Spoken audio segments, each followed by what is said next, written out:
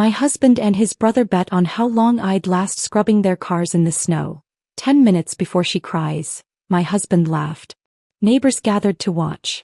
I kept scrubbing, smiled, and made a mental note of every witness to their cruelty. The sound of Clark's laughter cut through the February air like a rusty blade. I was standing in our driveway, groceries still scattered at my feet where I'd dropped them moments before, staring at the keys Ian had just thrown at my chest. They hit with enough force to sting, then clattered onto the frozen pavement beside a carton of eggs that had split open, yolk already freezing into yellow crystals on the concrete. I said get to it, Ian repeated, his breath forming angry white clouds as he gestured toward the 2 pickup trucks parked side by side. Both vehicles were caked in 3 days' worth of road salt and brown slush from the storm that had dumped 8 inches of snow across our small Ohio town. The temperature had dropped to 12 degrees overnight, and my fingers were already going numb just from the brief walk from the car to our front door. Before we continue, I want to thank you for joining me in sharing these stories that matter. If you believe that no one should endure humiliation in silence and that every woman deserves dignity in her own home, please consider subscribing. It's free and helps us reach more women who need to hear this. Now let's see how this unfolds. Clark, Ian's younger brother who'd been staying with us since his divorce became final, pulled a crumpled $10 bill from his jacket pocket and waved it like a flag of conquest. "This should be entertaining," he said, settling back against our porch railing with the casual confidence of someone about to watch a free show.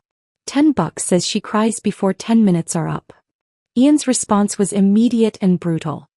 His laugh wasn't the warm sound I'd fallen in love with 23 years ago when we were both young and stupid and thought love could conquer anything.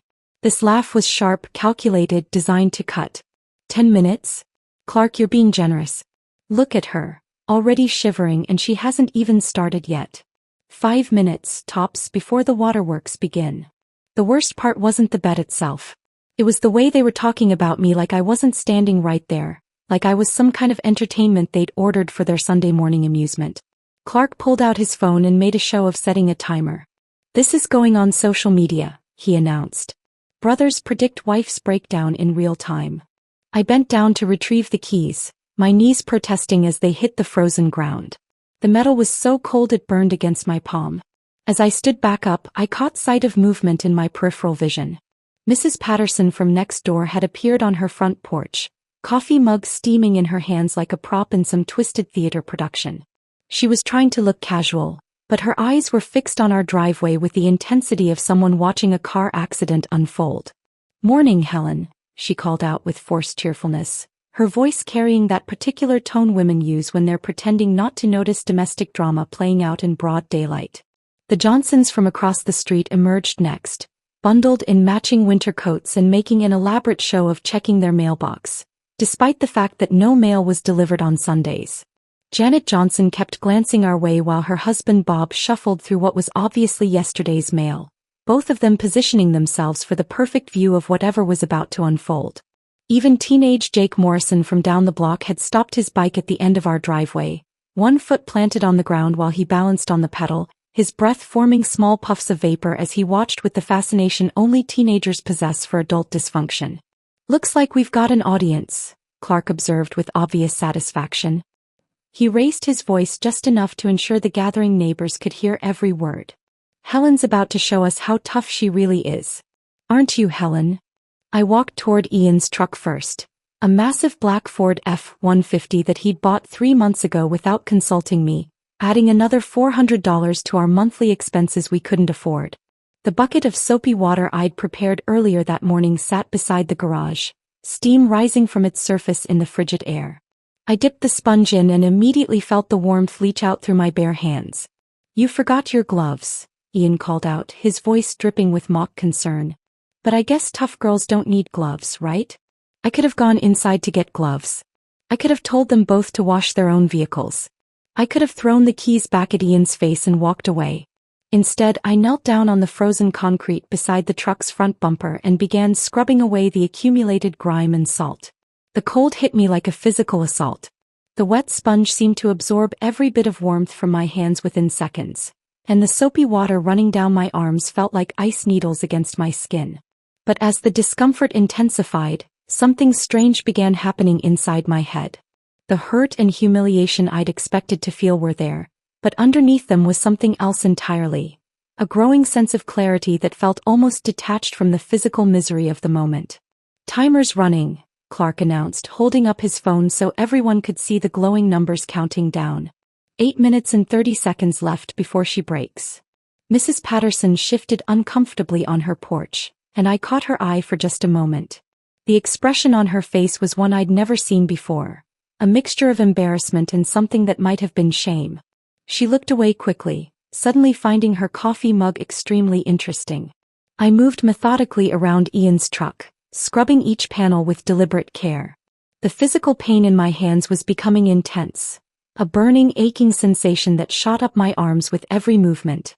But instead of crying, I found myself cataloging details with a precision that surprised me. Janet Johnson kept checking her watch and whispering to her husband. Mrs. Patterson had moved closer to her window, clearly torn between wanting to watch and wanting to retreat inside where she wouldn't have to witness whatever this was. Young Jake Morrison was the most honest of all my observers. He stared openly, his mouth slightly agape, probably wondering if adults always acted this strangely on Sunday mornings in suburbia. 5 minutes down, Clark called out cheerfully. "Looking a little red-eyed there, Helen. Ready to admit defeat."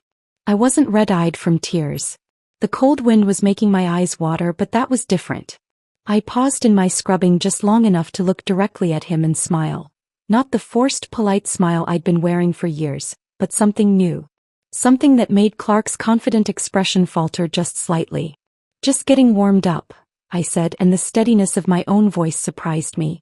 Ian's truck was nearly clean when I moved on to Clark's smaller red pickup. This one was even worse. Apparently he'd driven through every muddy backroad in the county during the storm, and the vehicle was coated in a layer of frozen grime that required serious scrubbing to remove.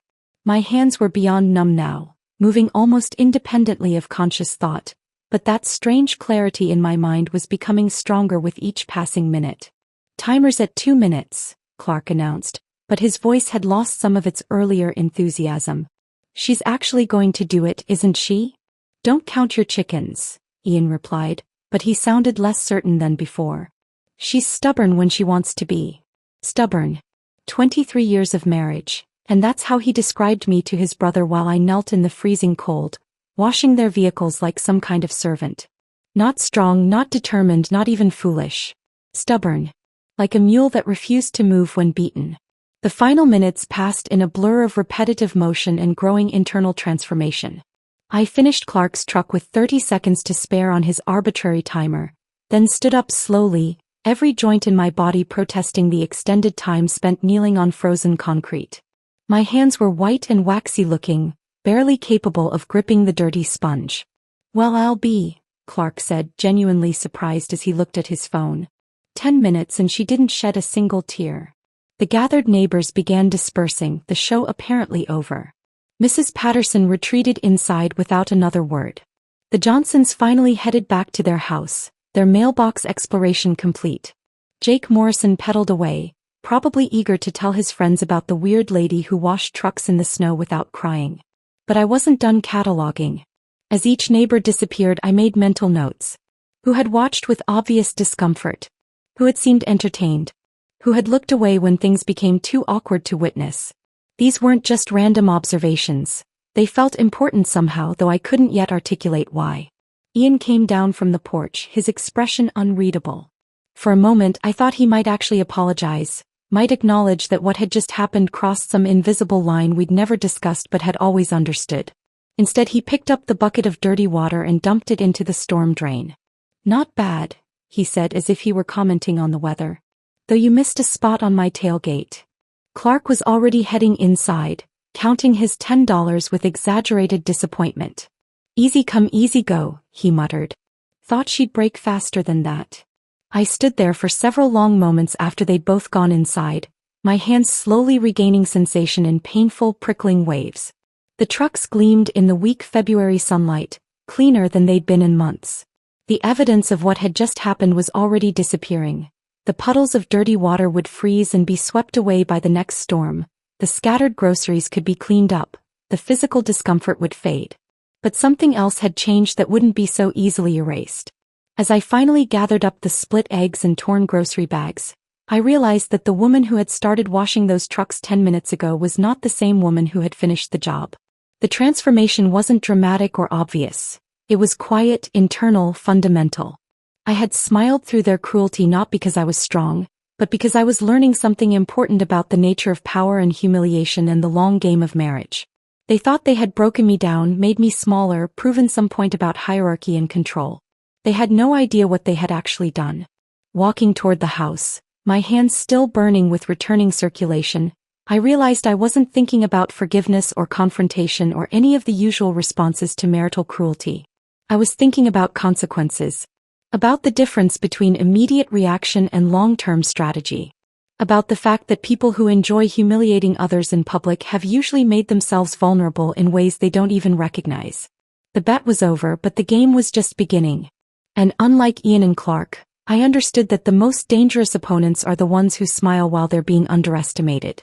Walking into the warmth of our kitchen, I could hear Ian and Clark's voices carrying from the living room, already recounting their morning entertainment to someone on speakerphone. Ian's cousin Mike, from the sound of it, getting a blow-by-blow account of how they'd tested Helen's limits and discovered she was tougher than expected. Should have seen her face when I threw those keys, Ian was saying, punctuating his words with the familiar sound of a beer can opening. It wasn't even noon yet. Looked like a deer in headlights for a second there. Clark's laughter followed. The best part was when she actually smiled at the end. Like she enjoyed being put in her place or something.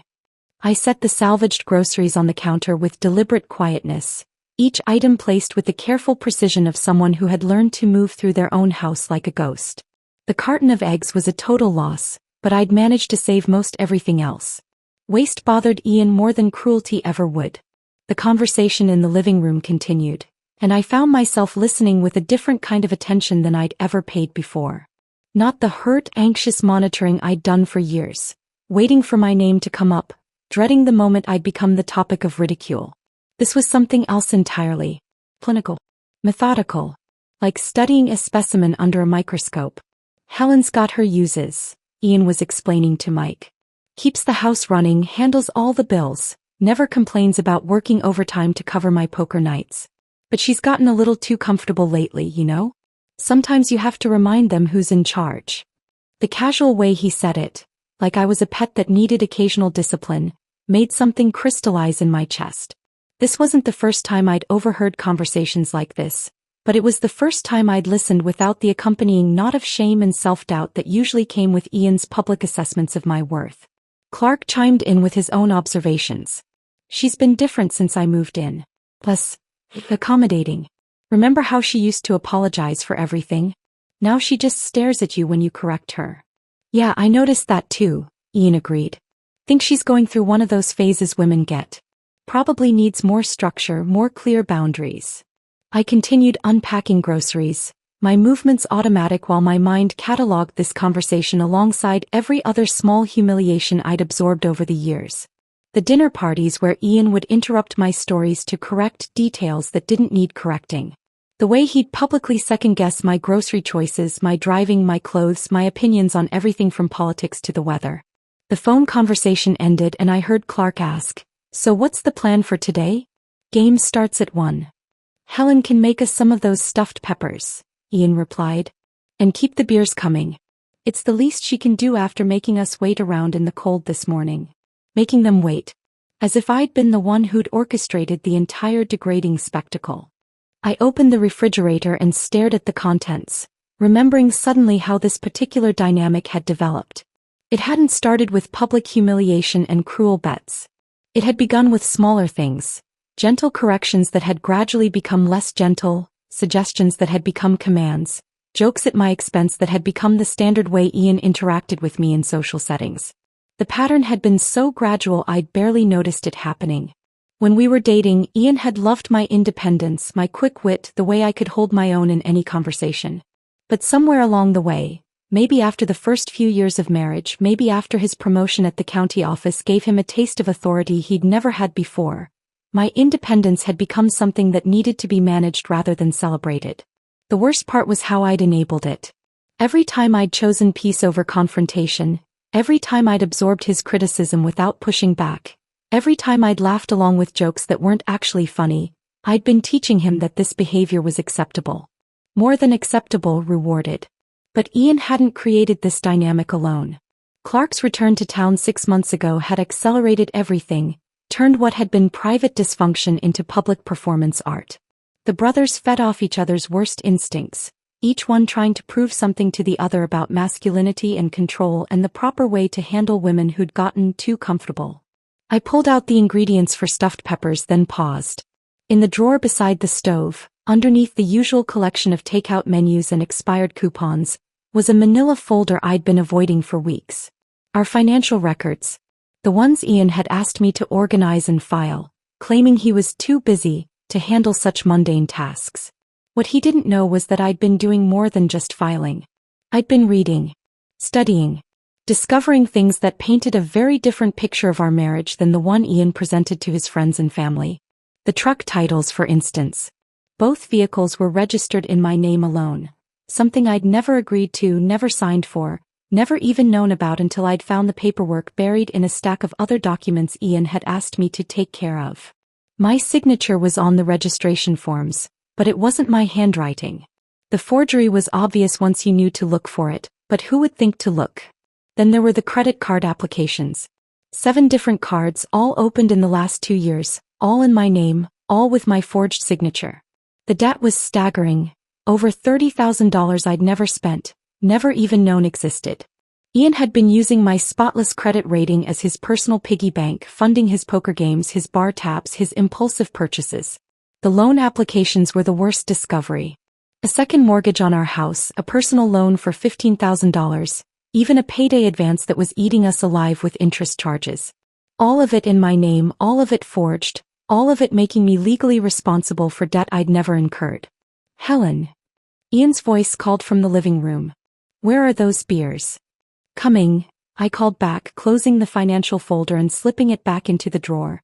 But my hand lingered on the manila edge for just a moment longer than necessary. Evidence. That's what this was. Evidence of systematic financial abuse that could destroy Ian's life if it ever came to light. I carried 2 cold beers into the living room, where Ian and Clark had arranged themselves on the couch like kings holding court. The coffee table was already cluttered with their phones, Clark's wallet, a deck of cards, and the crumpled $10 bill from this morning's bet. Finally, Ian said, accepting his beer without looking at me. And we're going to need snacks. Chips, maybe some of that cheese and crackers thing you do. Of course, I replied, but something in my tone must have caught his attention because he looked up sharply. Problem? He asked, his voice carrying that edge of warning I'd learned to recognize over the years. No problem, I said, meeting his gaze steadily. Just wondering if there's anything else you need. Clark laughed. Careful, Ian. She's got that look again. The one that says she's thinking too much. Women and thinking, Ian replied, shaking his head in mock despair. Dangerous combination. They both found this hilarious, but I noticed something I'd never paid attention to before. Ian's laugh was just a little too loud, a little too forced. Clark's smile didn't quite reach his eyes. There was something performative about their casual cruelty, something that suggested they were working harder to maintain this dynamic than they'd ever admit. I returned to the kitchen and began preparing their snacks, but my mind was elsewhere. I was thinking about the difference between reactive and proactive approaches to problem solving. About the way Ian had trained me to focus on managing his moods rather than questioning his behavior.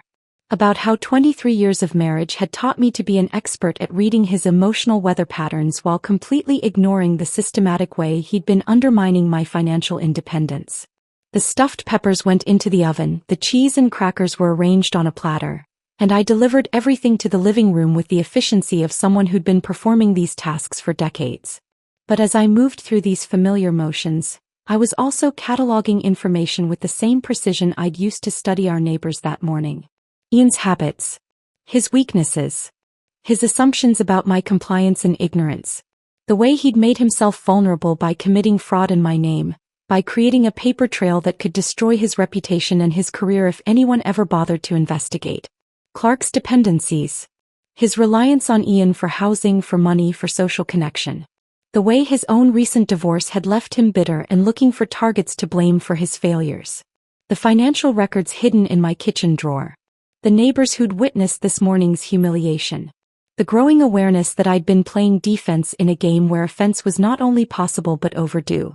People like Ian don't respond to confrontation or tears, I realized. They respond to consequences. And after 23 years of marriage, I was uniquely positioned to deliver exactly the kind of consequences that would matter most. The game was about to change, and Ian had no idea how thoroughly he'd armed his opponent. The transformation didn't happen overnight. For 3 weeks after the truck washing incident, I continued my usual routines. Cooking, cleaning, managing finances, absorbing Ian and Clark's casual cruelty with the same resigned silence I'd perfected over the years. But underneath that familiar surface, something entirely different was taking shape. I began studying Clark with the methodical attention of a scientist observing a lab specimen. His patterns became predictable after just a few days of careful watching. Monday nights at Murphy's bar, usually home by midnight, stumbling and loud. Tuesday evenings nursing beers on our couch while complaining about his ex-wife's lawyer. Wednesday through Friday, a rotating schedule of local establishments where he'd drink away whatever money Ian had loaned him that week. But it was Thursday nights that offered the most interesting data. Ian's weekly poker game at the American Legion Hall meant I was alone with Clark from 7 until well past midnight. And Clark, freed from his brother's judgmental presence, drank with the dedicated focus of someone trying to erase specific memories. "You know what your problem is, Helen?" he'd said one particular Thursday, bourbon making his words thick and philosophical.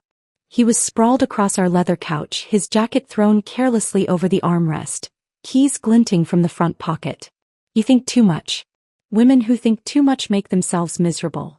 I'd been folding laundry at the kitchen table, maintaining the perfect image of domestic compliance while internally cataloging every detail of his inebriated state. "Is that so?" I'd replied mildly. "Absolutely. Take my ex-wife. Sarah was always thinking, always analyzing, always trying to figure out what I was really thinking. Drove herself crazy with it." He took another long pull from his glass. "You're starting to get that same look. That suspicious, calculating look that says you're planning something." If only he'd known how right he was. Clark's driving was legendarily reckless even when sober, but alcohol transformed him into something genuinely dangerous. He bragged constantly about his ability to navigate the rural back roads around our town at speeds that would terrify most people. "Cops never patrol out there," he'd boast. "I could drive those curves blindfolded."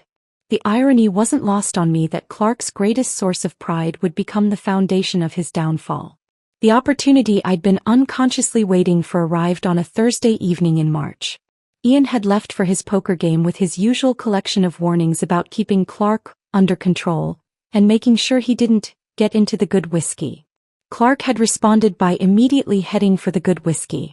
By 9:30 he was unconscious on the couch, snoring with the deep rhythmic breathing of someone who wouldn't wake up if the house caught fire.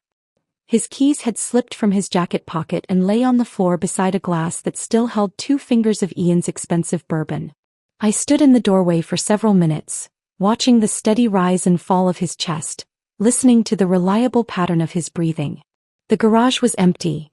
Ian had taken his truck to poker night, claiming Clark's vehicle rode like a covered wagon and wasn't suitable for a man of his status. 3 hours. That's how long Ian's poker games typically lasted. Sometimes longer if he was winning.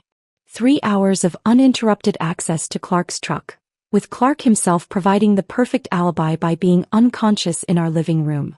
I'd never sabotaged a vehicle before, but 23 years of marriage to a man who considered himself mechanically gifted had taught me more about automotive maintenance than I'd ever wanted to know.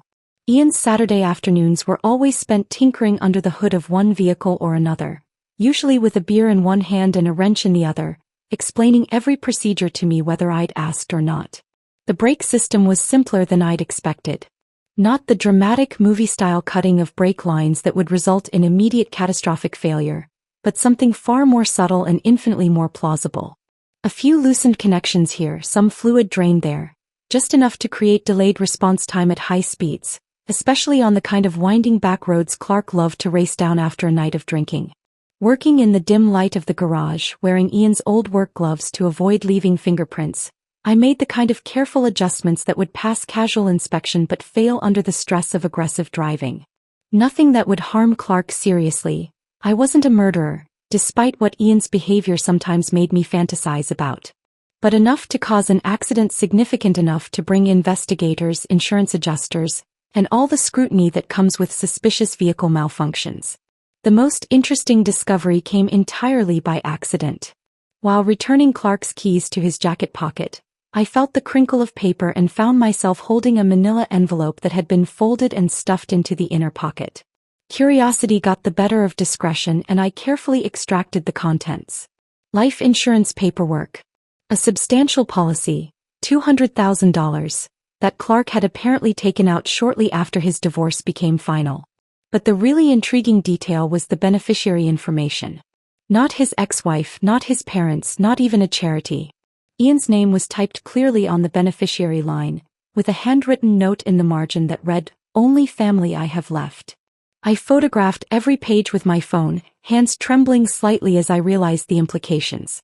Then I carefully refolded everything and returned it to Clark's pocket exactly as I'd found it. The insurance policy changed everything. What had started as a vague plan for causing Clark some inconvenience had suddenly become something far more sophisticated. With Ian as the primary beneficiary of a substantial life insurance policy, any accident involving Clark would automatically cast suspicion on my husband, especially if there was evidence of vehicle tampering. Which brought me to the final piece of the puzzle. Ian's work gloves.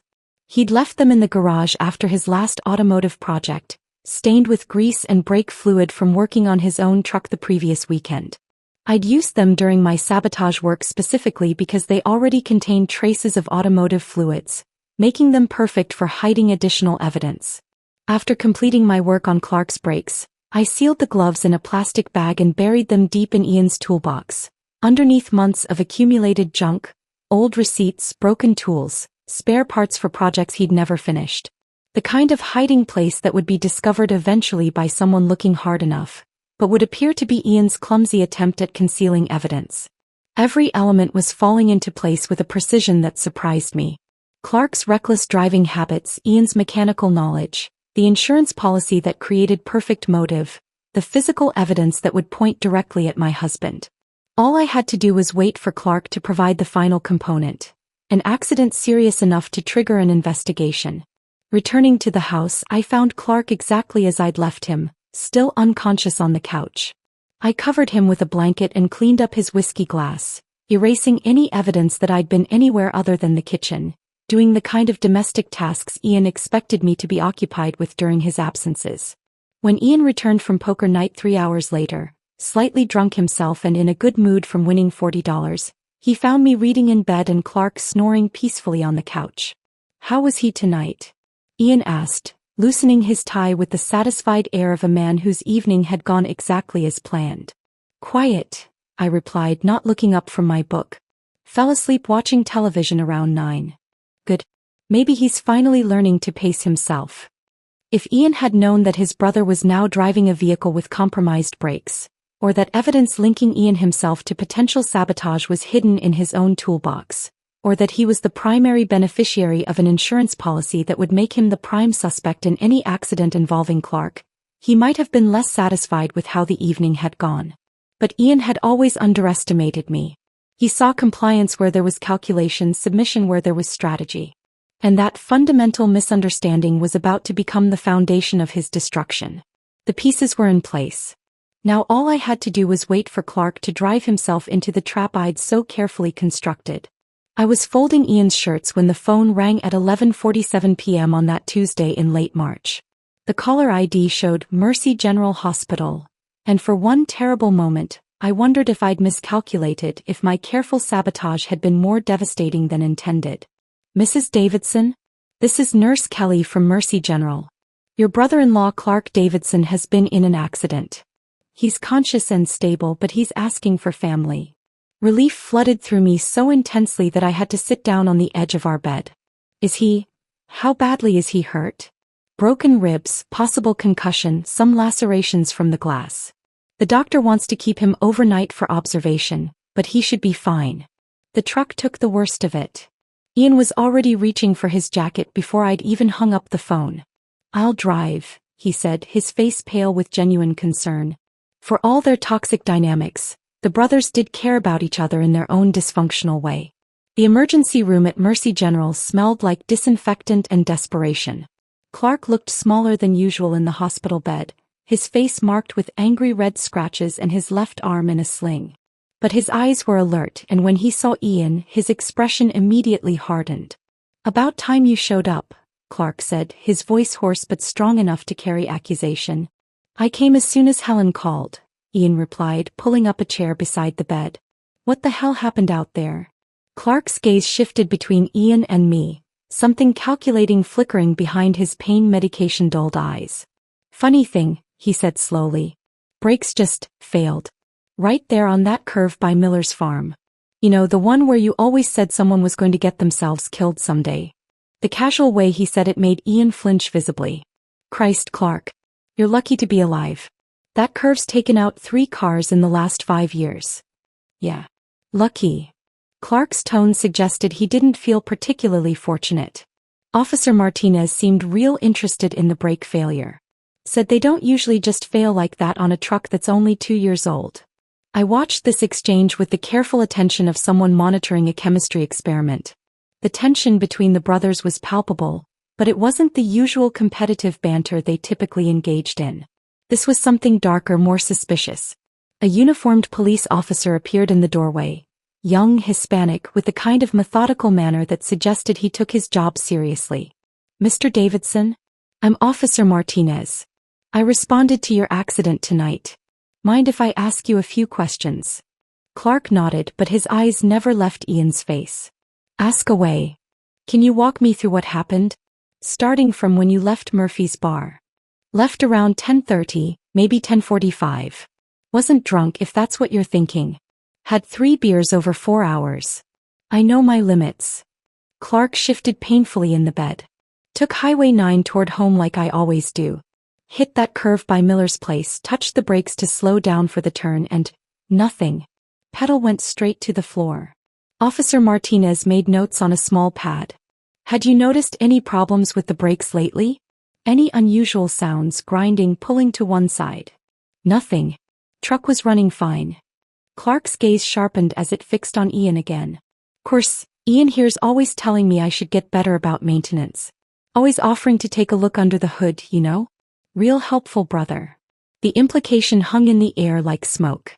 Ian's face went through several rapid changes: confusion, hurt, and then a dawning awareness that he was somehow being implicated in his brother's accident. "Now wait just a minute," Ian started, but Officer Martinez held up a hand. "We'll need to have the vehicle inspected, of course. Standard procedure for any accident involving mechanical failure. Truck's already been towed to Peterson's garage. Should have preliminary results in a day or 2. I spoke for the first time since we'd arrived. "Officer, surely you don't think someone would deliberately? I mean, who would do such a thing?" Martinez glanced at me, then back at Clark. "Ma'am, we investigate all possibilities. Brake failure can happen naturally, but it can also be caused by tampering.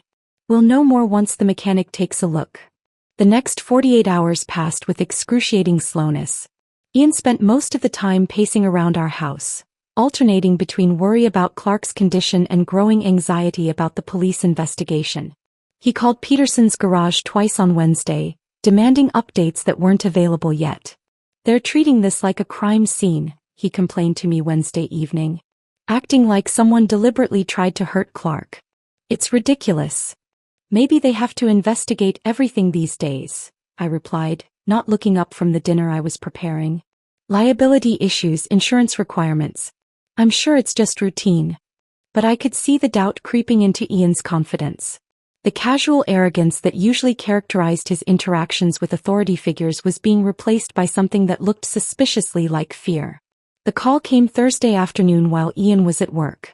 Peterson's garage had found evidence of tampering, loosened brake line connections and drained fluid that couldn't be explained by normal wear or accident damage. The case was being turned over to Detective Morrison from the Criminal Investigation Division. I relayed this information to Ian when he came home, watching carefully as the color drained from his face. "This is insane," he said, sinking into his recliner with the heavy movement of a man carrying unexpected weight. "Who would want to hurt Clark? And why are they looking at this like it's attempted murder? Maybe because someone tried to murder him, I suggested quietly. Ian's head snapped up. You can't be serious. Clark doesn't have enemies. Hell, nobody even takes him seriously enough to hate him properly. But I could see him thinking, processing, starting to understand that this investigation was going to dig into every aspect of Clark's life. And by extension his own. The poker games, the money he'd been lending Clark, the constant complaints about his brother's financial dependence. Detective Morrison arrived Friday morning, a middle-aged woman with gray-streaked hair and the kind of patient demeanor that suggested she'd heard every lie people could invent. She interviewed Ian first, asking detailed questions about his relationship with Clark, their recent interactions and his knowledge of automotive maintenance. When she spoke with me, I was careful to present myself as the concerned sister-in-law who'd noticed increasing tension between the brothers but had hoped it would resolve itself. Ian's been under a lot of stress lately, I told her, wringing my hands in what I hoped looked like genuine anxiety. Money troubles, you know? And Clark staying with us has been challenging. Ian keeps joking that Clark's worth more as an insurance payout than as a house guest, but I never thought he meant anything by it. Detective Morrison's pen moved steadily across her notepad. He's made comments like that before? Oh, not seriously. At least I don't think seriously. But lately. I let my voice trail off, then added quickly, but Ian would never actually hurt anyone. He's not that kind of person. The doubt in my voice was perfect. Just enough to plant seeds without seeming deliberately accusatory. By Friday evening, the investigation had shifted into a different gear entirely. Detective Morrison had obtained a search warrant for our garage, and Ian watched in growing horror as they methodically went through his tools, his workbench, every piece of automotive equipment he owned. When they found the plastic bag containing his work gloves, still stained with brake fluid and bearing his fingerprints, Ian's confusion transformed into something that looked remarkably like guilt to everyone watching. I don't understand, he kept saying as they bagged the gloves as evidence. I don't understand how this is happening. But Clark understood perfectly. When Detective Morrison showed him the evidence they'd collected, his suspicion crystallized into certainty. 20 years of brotherhood shattered in that moment, replaced by the terrible knowledge that his own brother had tried to kill him for insurance money. The beautiful thing about a well-constructed frame is that it doesn't require elaborate lies or complex deceptions. It simply arranges the truth in such a way that only one conclusion seems reasonable.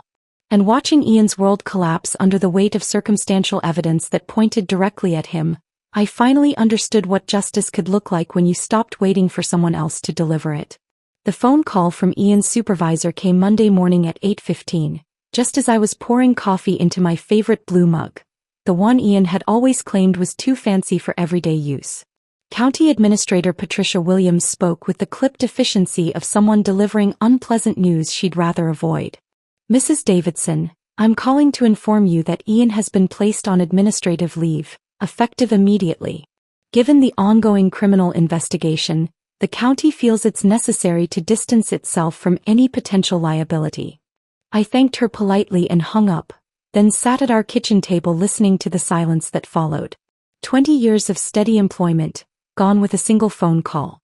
20 years of Ian strutting around town with the self-importance that came from being a county employee, from having what he considered a position of authority and respect. When Ian came downstairs an hour later, still in his bathrobe, I delivered the news with the same neutral tone Patricia Williams had used with me. They can't do this, he said, his voice cracking with disbelief. I haven't been convicted of anything. Hell, I haven't even been formally charged yet. Apparently they can, I replied, buttering toast with methodical precision. Administrative leave pending investigation. Standard policy. Ian sank into his chair across from me, suddenly looking older than his 51 years. This is destroying everything, Helen. My job, my reputation, my relationship with Clark. All based on some circumstantial evidence that doesn't prove anything. I studied his face over the rim of my coffee cup. The arrogance that had defined him for so long was cracking, revealing something desperate and frightened underneath. Maybe you should call your lawyer. The lawyer, Tom Bradley, a local attorney who specialized in criminal defense, had news that made Ian's employment situation seem trivial by comparison. When Ian returned from their Tuesday morning meeting, his face was ashen. They found more, he said, collapsing into his recliner with the defeated posture of a man who'd run out of fight. Bradley went through our financial records as part of building my defense. Found all those forged signatures, the hidden debt, the credit cards and loans I took out in your name. I continued folding laundry, each movement deliberate and calm. What does that mean for your case? It means the prosecution now has a clear motive for attempted murder. They're saying I needed Clark's insurance money to cover the debt I'd been hiding from you. $200,000 would have solved all my financial problems. The irony was perfect. Ian's own financial crimes, the systematic fraud he'd committed against me for years, had become the very evidence that would convict him of a crime he hadn't actually committed. Bradley thinks they might offer a plea deal, Ian continued, his voice hollow. Reckless endangerment instead of attempted murder. Probably still looking at 2 to 5 years, but better than 15 to life. That evening, Ian tried calling Clark for the 7th time since the accident. I watched from the kitchen doorway as he listened to his brother's voicemail message, then hung up without leaving another desperate plea for Clark to call him back. He won't even talk to me, Ian said, more to himself than to me. 20 years of brotherhood and he thinks I tried to kill him for money. Can you blame him? I asked quietly. The evidence is pretty convincing. Ian's head snapped up, his eyes searching my face for something he apparently didn't find. You believe them too, don't you? You think I actually tried to murder my own brother? I considered my response carefully. I think you've been capable of things I never imagined. The forged signatures, the hidden debt, the way you've treated me in front of our neighbors. Maybe attempted murder isn't such a stretch after all. The words hit him like physical blows. I could see him processing the implication that his own wife, the woman who'd stood by him for 23 years, no longer trusted him to tell the truth about anything. Wednesday brought a visit from Ian's mother, Eleanor, a steel-haired woman who'd always made it clear she considered me an inadequate match for her son. She'd driven down from Toledo specifically to discuss the family crisis, and her position was immediately apparent. I've spoken with Clark, she announced, settling into our living room with the bearing of a queen addressing her subjects. He's convinced Ian tried to kill him, and frankly, I can understand why. Ian stared at his mother in shock. You can't be serious. I'm your son. And Clark is also my son, Eleanor replied coolly. The difference is that Clark isn't facing attempted murder charges. Clark didn't forge his wife's signature on financial documents.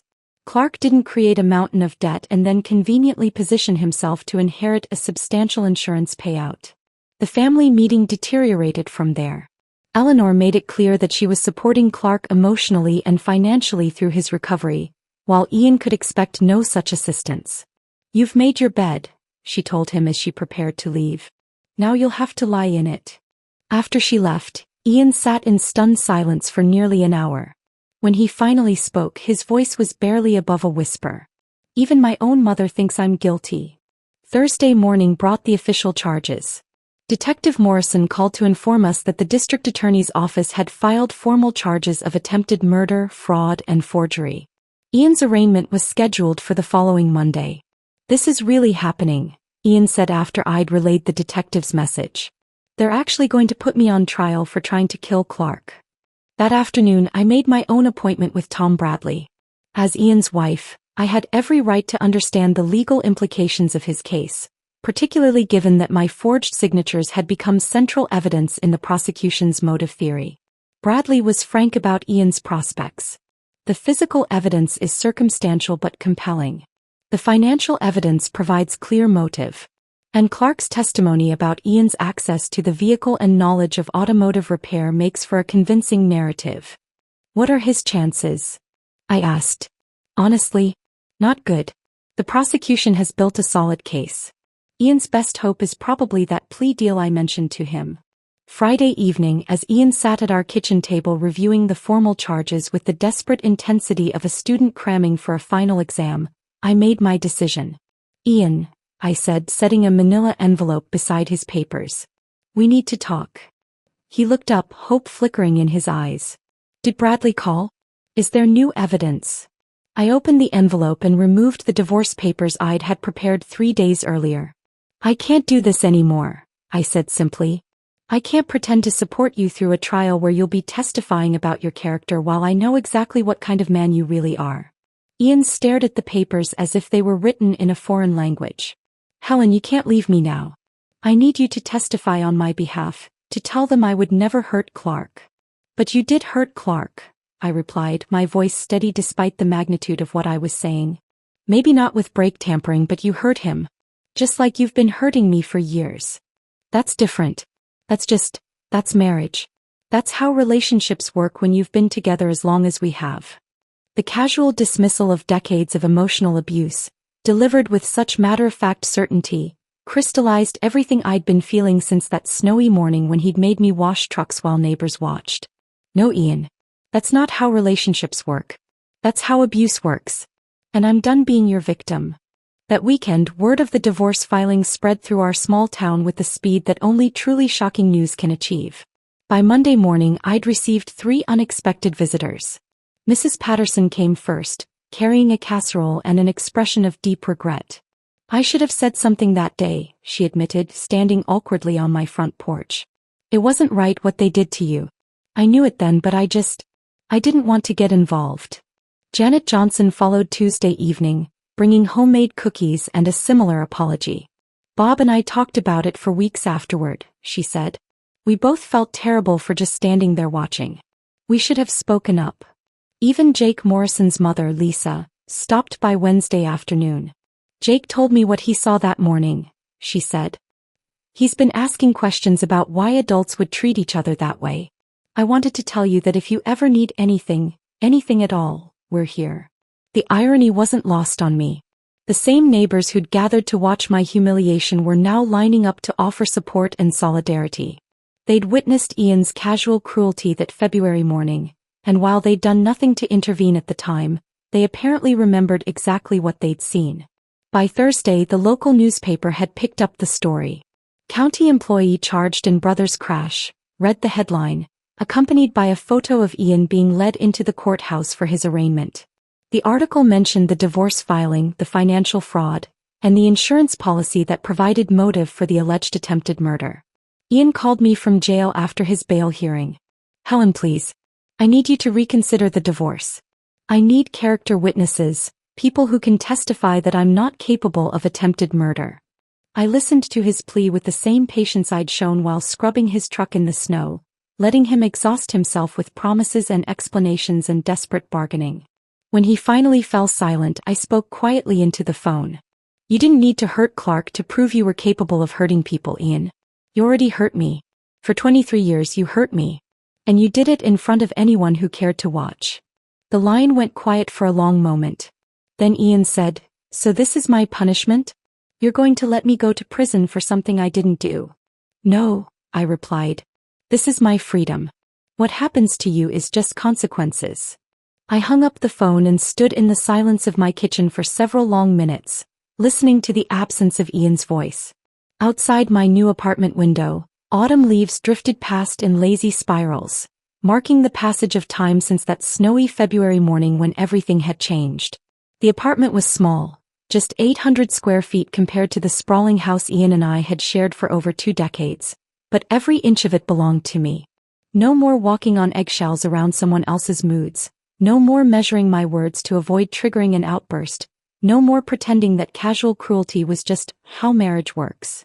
6 months had passed since I'd walked away from that life, and this morning's newspaper had delivered the final chapter of Ian's story in stark black and white. Local man accepts plea deal in brother's crash, read the headline above a photo of Ian looking haggard and defeated as he left the courthouse. The article was brief but comprehensive. Attempted vehicular homicide reduced to reckless endangerment. 2 years probation, 400 hours of community service, and a criminal record that would follow him for the rest of his life. The financial fraud charges had been folded into the plea agreement. Restitution paid, case closed, marriage dissolved. I folded the newspaper carefully and set it aside, then walked to my kitchen window. The view wasn't spectacular, just a parking lot and the back of the hardware store, but it was mine to enjoy without commentary, criticism, or cruel jokes about my choice of window treatments. The doorbell rang, interrupting my quiet reflection. Through the peephole I could see Clark standing in the hallway, shifting his weight nervously from foot to foot. I hadn't spoken to him since that night in the hospital, Hadn't seen him since the divorce proceedings where he testified about Ian's financial desperation and history of automotive tinkering. "Helen," he said when I opened the door, his voice carrying a mixture of exhaustion and something that might have been respect. "I saw the news about the plea deal. Thought maybe we should talk." I stepped aside to let him enter, noting how he favored his left side, a lingering reminder of his encounter with the drainage ditch on Highway 9. His face had healed cleanly, but there were new lines around his eyes that hadn't been there before the accident. "Coffee?" I offered, already moving toward the kitchen. "Yeah, thanks." Clark settled into one of my new chairs. Simple, comfortable furniture I'd chosen without having to consider anyone else's preferences. "Nice place you've got here." "It suits me." I poured 2 cups and joined him at my small dining table. "How are you feeling? Physically, I mean." "Better. Physical therapy helped with the ribs. Sleeping better now that." He gestured vaguely, encompassing everything that had happened between us. "Now that I know the truth." We sat in comfortable silence for a moment, 2 people who'd been drawn into Ian's destructive orbit finally free to assess the damage from a safe distance. "I owe you an apology," Clark said eventually. "For my part in everything. The way Ian and I treated you, especially that morning with the trucks. I knew it was wrong when it was happening, but I went along with it anyway." "You were following Ian's lead," I replied, surprised by how little anger I felt toward Clark now. He was good at making people complicit in his cruelty. Still doesn't excuse it. Clark stared into his coffee cup. "I keep thinking about that morning, about the way you smiled while you were scrubbing those trucks. At the time I thought it meant you were okay with what was happening. But looking back, I was planning," I said simply. Even then, before I knew exactly what I was going to do, some part of me was already planning. Clark's head came up sharply. "Planning what?" I met his gaze steadily. "My escape. My freedom. My revenge, if you want to call it that." "The brake tampering," Clark said quietly.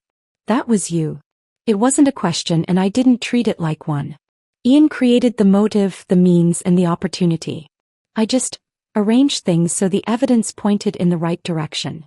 Clark leaned back in his chair, processing this confession. "You could have killed me." "No, I couldn't have.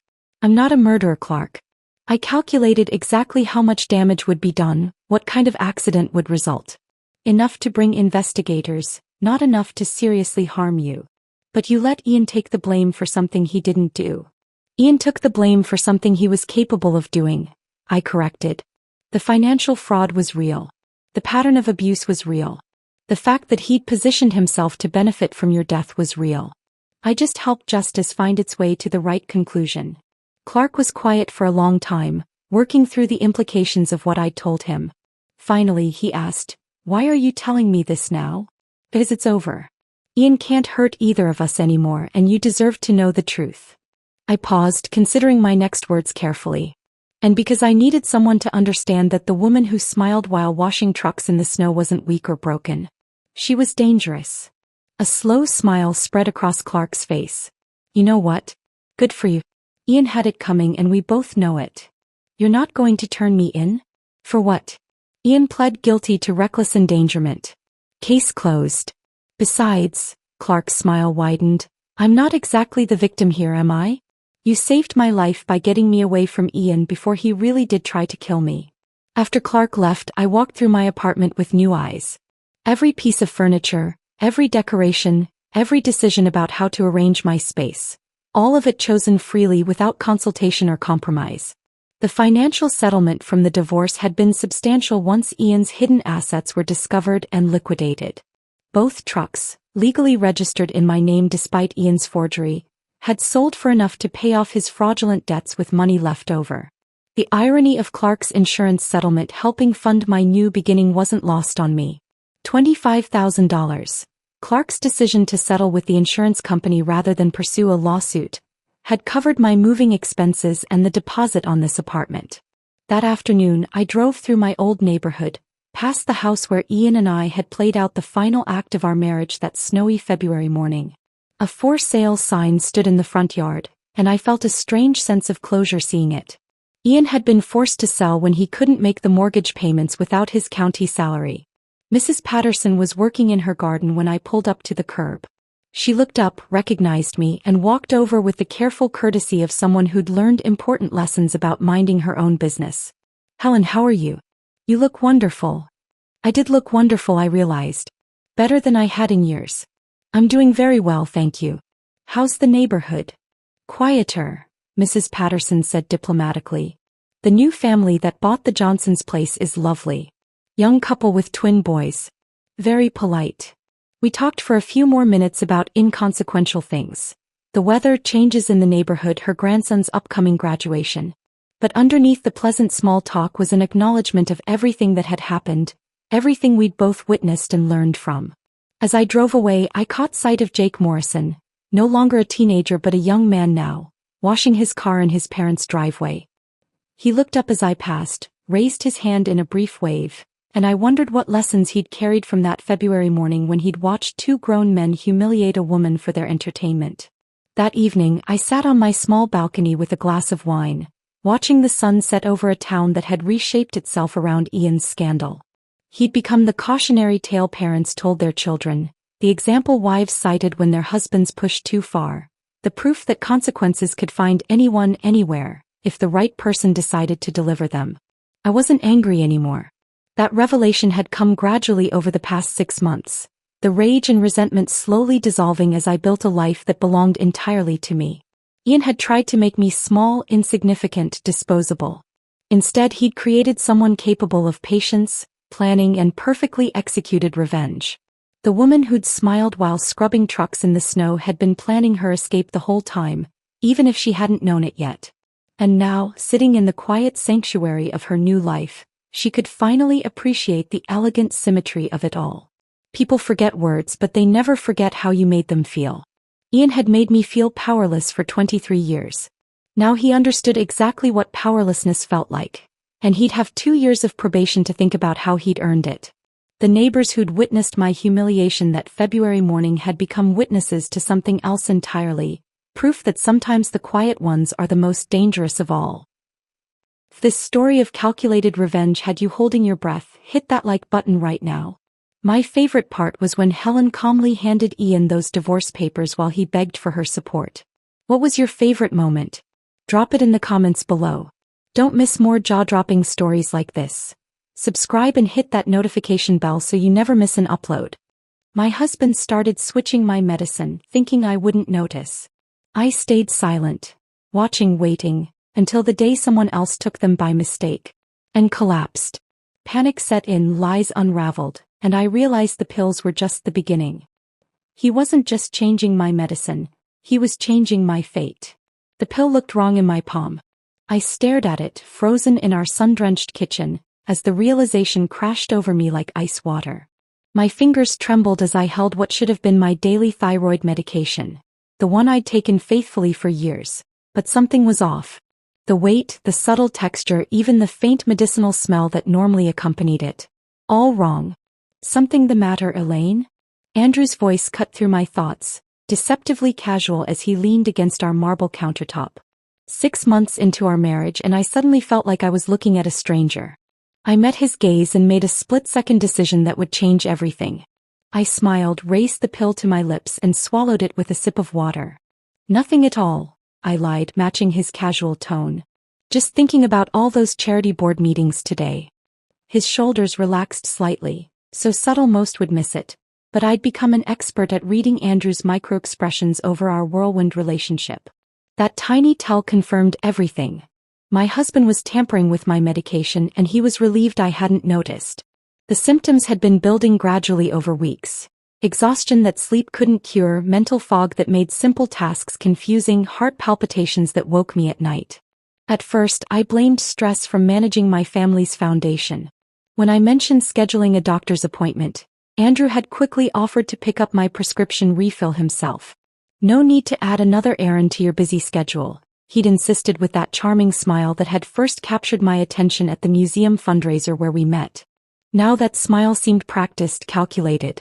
I excused myself to the guest bathroom, locked the door and leaned against the cool tile wall, fighting a wave of nausea that wasn't entirely physical. My marriage, my safety, my life, everything I thought I knew had just shattered. The question pounding through my head wasn't just why, but how I'd missed the signs. The changes in Andrew had been gradual but unmistakable in retrospect. The attentive man who'd courted me with thoughtful gestures and stimulating conversation had slowly been replaced by someone who monitored my schedule, isolated me from friends with subtle manipulations, and most tellingly showed increasing interest in my family's fortune. "Your trust fund setup is fascinating," he'd commented recently, far too casually during dinner. "So it all transfers to your spouse if something happens to you? Smart estate planning." I'd explained then how my grandmother had structured everything to protect the family wealth, never imagining I was essentially giving my husband a blueprint for my murder. That afternoon, I waited until Andrew left for his weekly golf game before conducting a systematic search of our home. In his bedside drawer, nothing unusual. His office revealed financial statements showing alarming debt, far more than an investment banker should reasonably carry. But the damning evidence came from our master bathroom. Behind his collection of expensive colognes, I found an unmarked prescription bottle containing pills identical to the fake ones I'd been taking. Beside it, a small notebook with dates, dosages and clinical observations written in Andrew's precise handwriting. Symptoms progressing. Increased dosage today. Estimated timeline to critical condition, 3 to 4 months. My hands shook so violently I almost dropped the evidence. The cold, clinical nature of it struck me more painfully than if he'd simply written, "I'm murdering my wife." This wasn't a crime of passion. It was calculated, researched, documented. My husband was slowly poisoning me to inherit my family's fortune. That night as we prepared for bed, I watched him through new eyes as he asked solicitously about my headache from earlier. His concern, once touching, now seemed grotesque. A performance for an audience of one.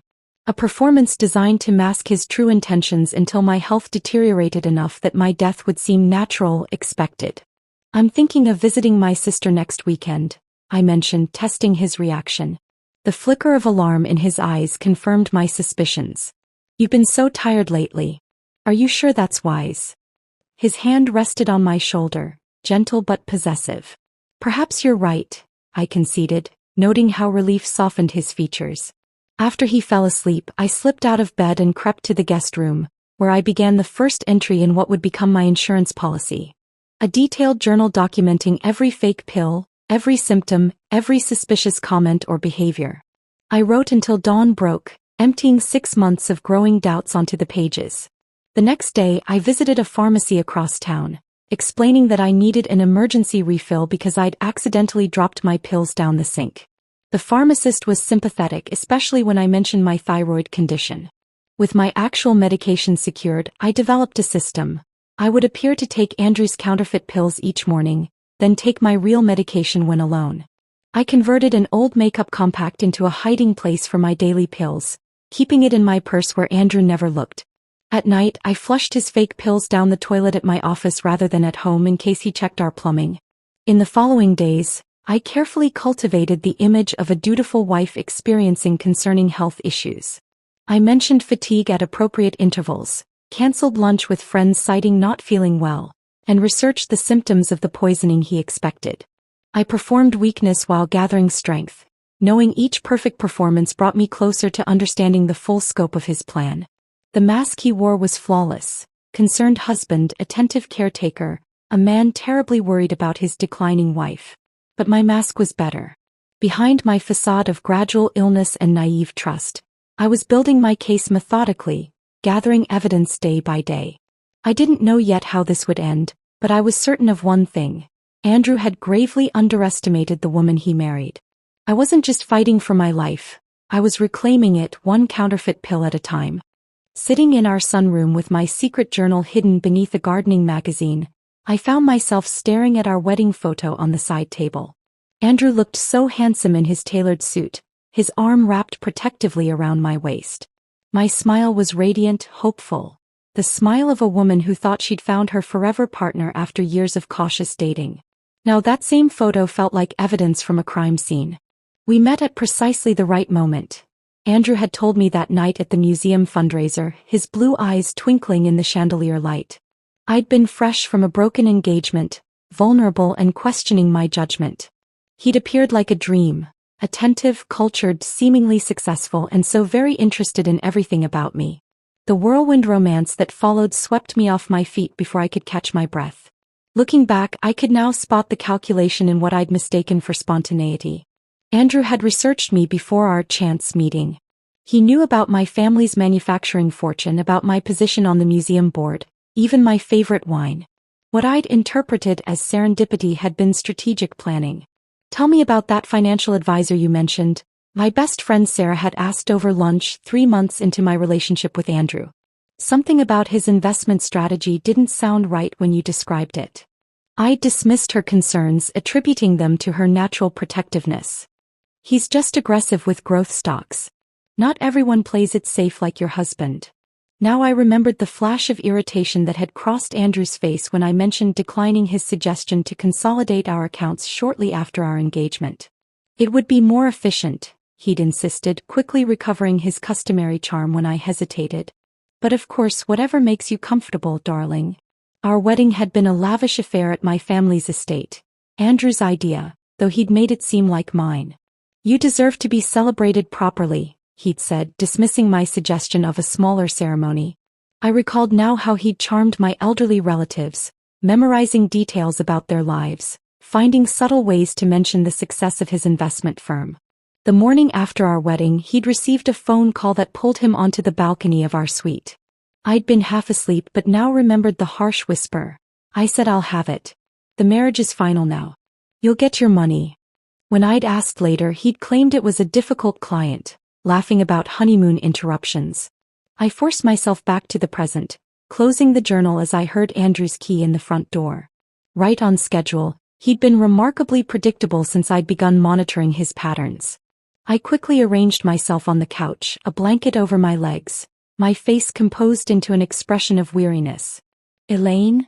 he called, his footsteps approaching the sunroom. I closed my eyes, feigning sleep. Through barely open lids, I watched him pause in the doorway, studying me with an expression that chilled me, clinical assessment rather than concern. He approached, adjusting the blanket with tender care that would have fooled me 3 weeks ago. "Tired again, sweetheart?" he murmured when I pretended to wake. "I'm worried about you." "Just a little nap," I said, infusing my voice with fragility. "How was your meeting?" "Productive. Everyone asked about you." His smile didn't reach his eyes. "Dr. Mercer called me back about your symptoms. He thinks we should increase your medication." My heart raced, but I kept my expression neutral. Dr. Mercer had been my physician for years, but I hadn't authorized him to discuss my case with Andrew. Either Andrew was lying or he'd somehow manipulated my doctor. "That's probably wise," I agreed, noticing how his shoulders relaxed at my compliance. Later that evening, while Andrew showered, I slipped into his office. His computer screen was locked, but he'd carelessly left his briefcase unlatched. Inside, I found a manila envelope containing papers from a casino in Atlantic City. Payment plans, promissory notes, threatening letters about outstanding debts, nearly $300,000 worth. The most recent letter mentioned alternative collection methods, if payment wasn't received within 30 days. The date marked a timeline, 2 weeks before he'd begun tampering with my medication. Another document caught my eye, a life insurance policy on me taken out 3 months ago for $2 million. My hand trembled as I photographed each document with my phone, carefully replacing everything exactly as I'd found it. Back in our bedroom, I feigned a dizzy spell when Andrew emerged from the bathroom. He rushed to help me to bed, his concern appearing genuine to anyone who didn't know to look for the calculating glint behind it. "Maybe we should go to the emergency room," he suggested, though I detected reluctance in his tone. No, I protested weakly. "The doctor said these episodes might happen. I just need rest." His relief was palpable. "Whatever you need, I'm here," he promised, squeezing my hand. "You're everything to me." I squeezed back, wondering how many other women had heard those same words from him. Had there been others he'd tried to poison? Was I simply the latest and perhaps most lucrative target? That night, I updated my hidden journal with the new information about the gambling debts and insurance policy. I researched quiet methods of copying files from a password-protected computer. I studied symptoms of different poisons, making notes about which ones I should begin mimicking to convince Andrew his plan was working. Each morning, I appeared slightly weaker. Each evening, I complained of new symptoms that matched what the poison should be doing. I cancelled lunch dates, spoke in a softer voice, and let my hand tremble visibly when lifting my water glass. Andrew played his role perfectly, the devoted husband facing his wife's mysterious illness with steadfast support. He insisted on accompanying me to doctor's appointments, always with a hand protectively at my elbow. He prepared special meals, to help build my strength, that I only pretended to eat, disposing of the food when he wasn't looking. "I don't know what I'd do without you," I told him one evening, my head resting weakly against his shoulder as we watched television. "You'll never have to find out," he promised, kissing my forehead. I smiled faintly, feeling the weight of my journal hidden beneath the mattress, filled with evidence of his betrayal. "I believe you," I whispered, and in that moment I saw his mask slip, just for a second, revealing the cold satisfaction beneath. Behind our closed doors, two performances unfolded nightly. His, of the devoted husband, and mine, of the dying wife. But only one of us knew we were both acting. And that made all the difference. The doorbell rang precisely at 6:15 p.m., unusually early for dinner guests. Andrew tensed almost imperceptibly, a reaction so quick I would have missed it weeks ago. But now I caught everything. "Mom." Andrew's voice carried a note of surprise that felt carefully rehearsed. Eleanor Werner swept into our meticulously designed dining room, her designer coat draped over one arm, a bottle of expensive burgundy in her hand. "Surprise," she said, kissing Andrew's cheek. Her eyes swept the room, landing on me with a searching look that made me suddenly self-conscious of my deliberately pale complexion. "You look unwell, Elaine." I managed a weak smile. "Just a bit under the weather." Andrew quickly intervened, pulling out a chair. "Mom, let me get you some wine. Red or white?" As he moved toward the kitchen, Eleanor settled beside me.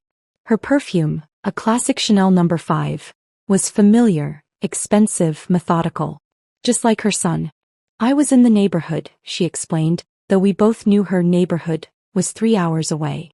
Her manicured fingers drummed against the table's edge, a nervous tell I was beginning to recognize as a family trait. Dinner was a carefully choreographed performance. Andrew served, I pushed food around my plate. Eleanor made polite conversation about family investments and local charity events. I noticed how she watched me, not with concern, but with a clinical detachment that mirrored her son's. "Your medication," Eleanor said suddenly, reaching toward my water glass. "Mind if I take something for a headache?" Before I could respond, she'd already picked up my pill organizer, extracting a small blue tablet. Andrew's conversation about market trends died mid-sentence. Time seemed to slow. The pill disappeared between Eleanor's perfectly painted lips. A sip of water. A moment of absolute silence. Then everything changed. Her hand began to tremble. The wine glass slipped, shattering against our imported marble floor. Eleanor's face contorted, a mixture of confusion and growing panic. Her breathing became labored, each breath a desperate struggle. "Mom." Andrew's voice cracked. But there was something else in his tone. Not pure shock. Something calculated. I watched, frozen, as Eleanor's body began to convulse. Andrew's reaction was clinical, almost professional. He didn't immediately call for help. Instead, he watched, his eyes calculating, measuring her response. The emergency services arrived within minutes. Paramedics worked with practiced efficiency, Eleanor's body now limp on our dining room floor. I stood back, observing. Andrew's performance of the concerned son was masterful, but to me it rang hollow. At the hospital, while Eleanor was rushed into emergency treatment, a young doctor pulled me aside. His name tag read Dr. Martinez, his eyes serious. "Mrs. Werner," he said quietly, "the initial toxicology report is unusual. The symptoms suggest deliberate poisoning, not a natural medical event." My heart raced, but my face remained composed. "Poisoning?" He nodded, studying my reaction. "The medication your mother-in-law accidentally took. It's not what it appears to be. There are trace compounds that shouldn't be present in standard prescription medication." Andrew approached, placing a hand on my shoulder. "What's happening?" The doctor hesitated, looking between us. "We'll need to run more comprehensive tests." I watched Andrew's face. A fleeting moment of something, fear? Calculation? Crossed his features before he masked it with concern. Eleanor survived. But something else died that night. my remaining illusion of safety. In the quiet of the hospital waiting room, surrounded by the sterile smell of disinfectant and unspoken tensions, I realized the full extent of Andrew's plan. This wasn't just about controlling me. This was about elimination. The medication mix-up was no accident. Eleanor's unexpected visit had disrupted a carefully planned timeline. And now everything had changed. My husband wasn't just trying to make me sick. He was trying to kill me. As Andrew spoke softly with the doctors, his back turned, I pulled out my hidden journal. My hand didn't shake as I wrote. Not anymore. The game had just become infinitely more dangerous. And I was done being a passive player. The hospital's fluorescent lights flickered as I made my first strategic move. While Andrew was distracted with Eleanor's medical paperwork, I slipped into a quiet corner and dialed Sarah, my most trusted friend and a private investigator. I need a favor, I whispered, my voice barely audible above the hospital's background noise. Full confidential background check on my husband. Everything. Sarah's response was immediate. Send me what you can. I'll start digging. Over the next 48 hours, I transformed our home into a silent surveillance operation. Tech had always been my secret passion, a skill I'd developed during my years managing my family's complex financial systems. Andrew believed me to be technologically challenged, another carefully maintained illusion. I purchased specialized equipment from a discreet online store. Micro cameras disguised as ordinary objects. A USB charger here, a decorative clock there, a digital picture frame strategically placed to capture Andrew's home office. Each device was meticulously installed when he was out, my hands steady, my movements calculated. The family lawyer, Marcus Reynolds, agreed to meet me at a discreet coffee shop 3 towns away. I arrived early wearing oversized sunglasses and a scarf, a disguise that made me feel like a character in an old spy movie. Ms. Werner, Marcus greeted me, sliding a manila folder across the table. I've been reviewing your prenuptial agreement. There are inconsistencies. The folder contained a series of documents that made my blood run cold. Financial records, property transfers, insurance policies, all pointing to a disturbing pattern. Andrew had a history of short-lived marriages, each ending with the wife's substantial financial settlement or mysterious health complications. How many? I asked, my voice barely a whisper. Marcus hesitated. 3 confirmed cases in the last 7 years. Each woman wealthy, each marriage lasting less than 2 years, each ending with significant payouts. I memorized every detail, knowing I couldn't risk taking physical copies. My mind was becoming a living, breathing evidence vault. That evening, I returned home to find Andrew preparing dinner. His movements were tender, solicitous. The perfect husband routine. I played my part, allowing him to help me to a chair, accepting the glass of water he offered. How's your mother? I asked, watching his reaction carefully. A flicker of something, tension? Fear, crossed his features. Stable. The doctors are running tests. My phone buzzed. A message from Sarah. Check your email. You won't believe what I found. Later that night, after Andrew fell asleep, I accessed the encrypted email. Sarah had uncovered a trail of financial transactions, debt collections, and suspicious insurance claims. A pattern emerged. Andrew had a network of connections, each transaction more complex than the last. The most shocking discovery came from an unexpected source. A recorded phone conversation accidentally captured by one of my hidden devices revealed the true depth of Andrew's desperation. I need the money now. Andrew's voice was hushed but intense. The casino won't wait another month. The creditor's response was cold. You have 2 weeks. Or we discuss alternative collection methods. I realized then that Eleanor's unexpected visit wasn't just a coincidence. She had become an unexpected complication in Andrew's carefully constructed plan. I began documenting everything. A secure cloud storage account, encrypted files, multiple backups. Each piece of evidence was a potential lifeline, a weapon against the man I'd once trusted completely. My family's forensic accounting training proved invaluable. I knew how to track financial trails, how to connect seemingly unrelated dots. Andrew thought he was marrying a simple socialite. Instead, he'd married someone who could dismantle his entire operation. The next morning, I scheduled a routine medical examination, a move that would provide additional medical documentation of my declining health. The doctor, unaware of the silent war being waged in my marriage, noted my symptoms with professional detachment. Your thyroid levels are concerning, he mentioned, reviewing the test results. We'll need to monitor this closely. I smiled, knowing each document was another piece of my defensive strategy. By the end of the week, I had transformed from a potential victim to a calculated investigator. Andrew continued his performance of the devoted husband, bringing me tea, adjusting my blankets, monitoring my every move. But he didn't know that I was monitoring him even more closely. The evidence was mounting. The trap was being set. And Andrew had no idea what was coming. 3 days after her hospital release, Eleanor Werner arrived at a small cafe on the outskirts of town. Her pristine white blouse and tailored blazer spoke of old money and carefully maintained appearances. But her eyes, those piercing blue eyes so similar to Andrew's, betrayed a storm of internal conflict. I didn't want to believe it, she said, her fingers wrapped around a half-empty espresso cup.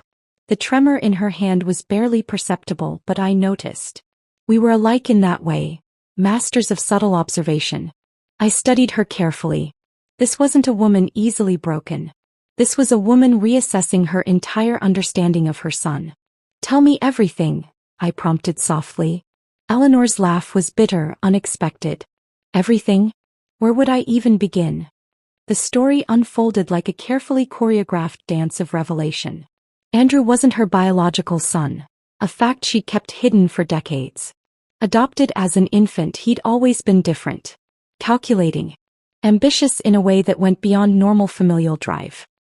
His first wife, Eleanor murmured, Rachel. She disappeared 3 years into their marriage. Massive life insurance payout. No body ever found. The pieces started connecting. Sarah's investigative work. The financial records. The pattern of strategic marriages. How long have you known? I asked. Her silence was more revealing than any words. I suspected, Eleanor corrected, but mothers, we have a remarkable capacity for denial. We spent hours mapping out Andrew's history. Financial records. Medical histories of previous wives. Insurance claims. Each document painted a more sinister picture. He was always good at playing the perfect son, she continued. Scholarships. Perfect grades. Always the most charming person in the room. I pulled out my encrypted folder of evidence. Financial trails. Medical records. Recorded conversations. Eleanor leaned forward, her professional investigator's instincts taking over. We need a plan, she said suddenly. The transformation was remarkable, from reluctant mother to strategic ally. Our strategy emerged slowly, meticulously. We would need absolute proof. Something that couldn't be explained away by clever lawyers or manipulated narratives. He'll never suspect us working together, Eleanor said, a hint of a smile playing on her lips. He always thought I was predictable. We agreed on a complex approach. Eleanor would maintain her role as the concerned mother. I would continue my careful documentation. We'd create a narrative so airtight that Andrew would have no escape. My son is a predator, Eleanor said quietly, the words hanging between us like a heavy curtain. And I will not let him destroy another life. Her resolve was absolute. The maternal instinct had transformed into something colder, more calculated. Protection had become a form of ruthless justice. We exchanged encrypted contact information. Burner phones. Secure communication channels. Each step calculated to prevent Andrew from detecting our alliance. He'll come after you, Eleanor warned. Once he realizes you're not the easy target he believed. I thought about the evidence I'd gathered. The hidden cameras. The financial trails. The medical documentation. Let him try, I responded. As we prepared to part, Eleanor reached into her designer handbag and pulled out a small USB drive. Something you might find useful, she said. Financial records from before his first marriage. Things I've kept hidden, waiting for the right moment. The drive felt heavy with potential. With secrets. Our unlikely alliance was sealed with a simple nod. No dramatic promises. No emotional declarations. Just a mutual understanding that we would see this through. Andrew believed he was playing a sophisticated game of manipulation and murder. He had no idea we were 3 moves ahead, rewriting his entire strategy. The hunter was about to become the hunted. The dinner invitation arrived on cream-colored cardstock. Classic, understated, quintessentially Andrew. A small gathering of our closest social circle. 6 guests, carefully selected, each strategically important to Andrew's professional network.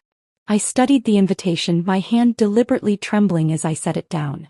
Andrew watched from across the room, his eyes calculating, believing I was growing progressively weaker. "Are you sure you're up for hosting?" he asked, his voice dripping with manufactured concern. "We could always cancel." "No," I whispered, infusing my voice with fragility. "I want to do this."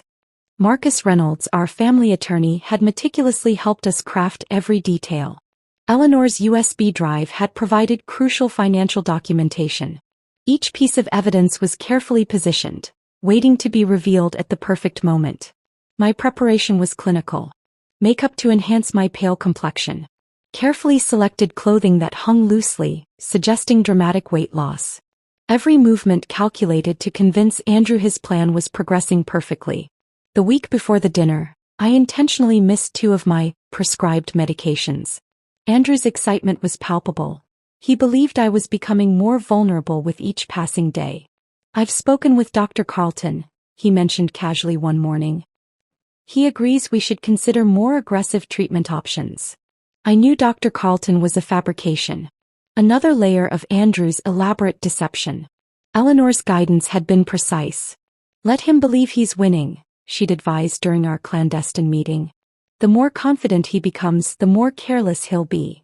As the dinner party approached, I began leaving strategic evidence of my declining health. A half-eaten meal here. A medication bottle mysteriously left open. Subtle breadcrumbs that would feed Andrew's growing confidence. The night of the dinner arrived with surgical precision. Our dining room transformed into a stage, each guest a potential witness to what was about to unfold. Andrew's colleagues from the investment firm arrived first. Robert and Margaret Thompson. Old money, influential connections.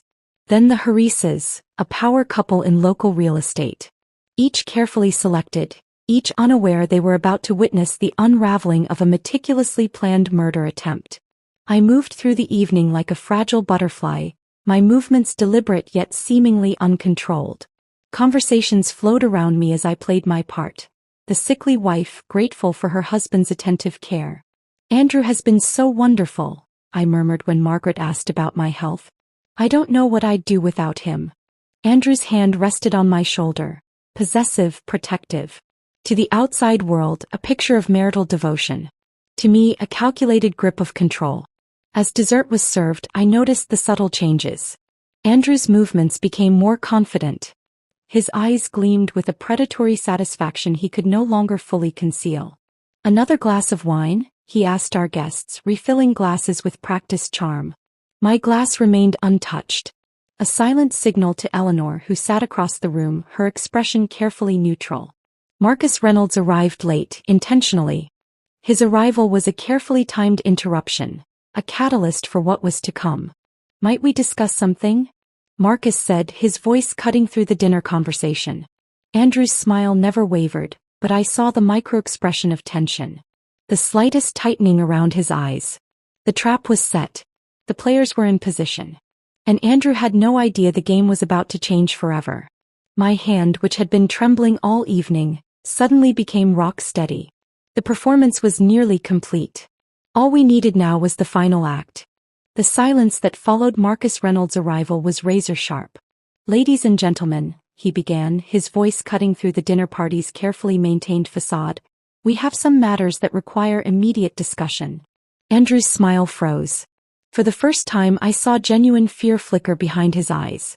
Eleanor placed a USB drive on the table. A simple action that carried the weight of a nuclear detonation. The Thompsons and Harises exchanged confused glances as Marcus connected the drive to a laptop.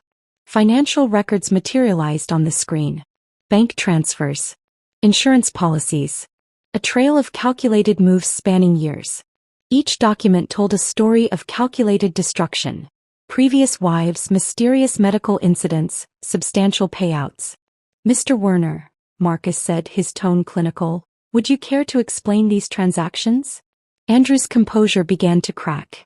Beads of sweat formed on his forehead, a tell he couldn't control. I'm sure there's a misunderstanding, he stammered. I spoke for the first time that evening, my voice clear and steady. No misunderstandings, Andrew.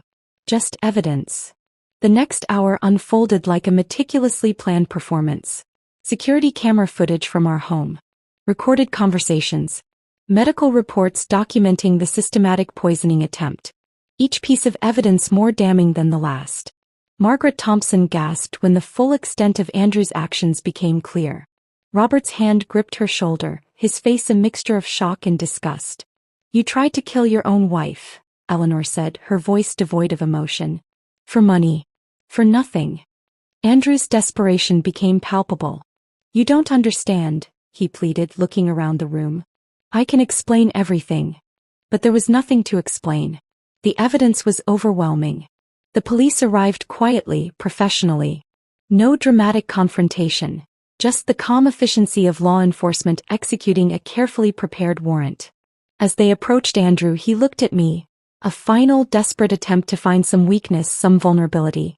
I met his gaze without flinching. The legal proceedings that followed were swift.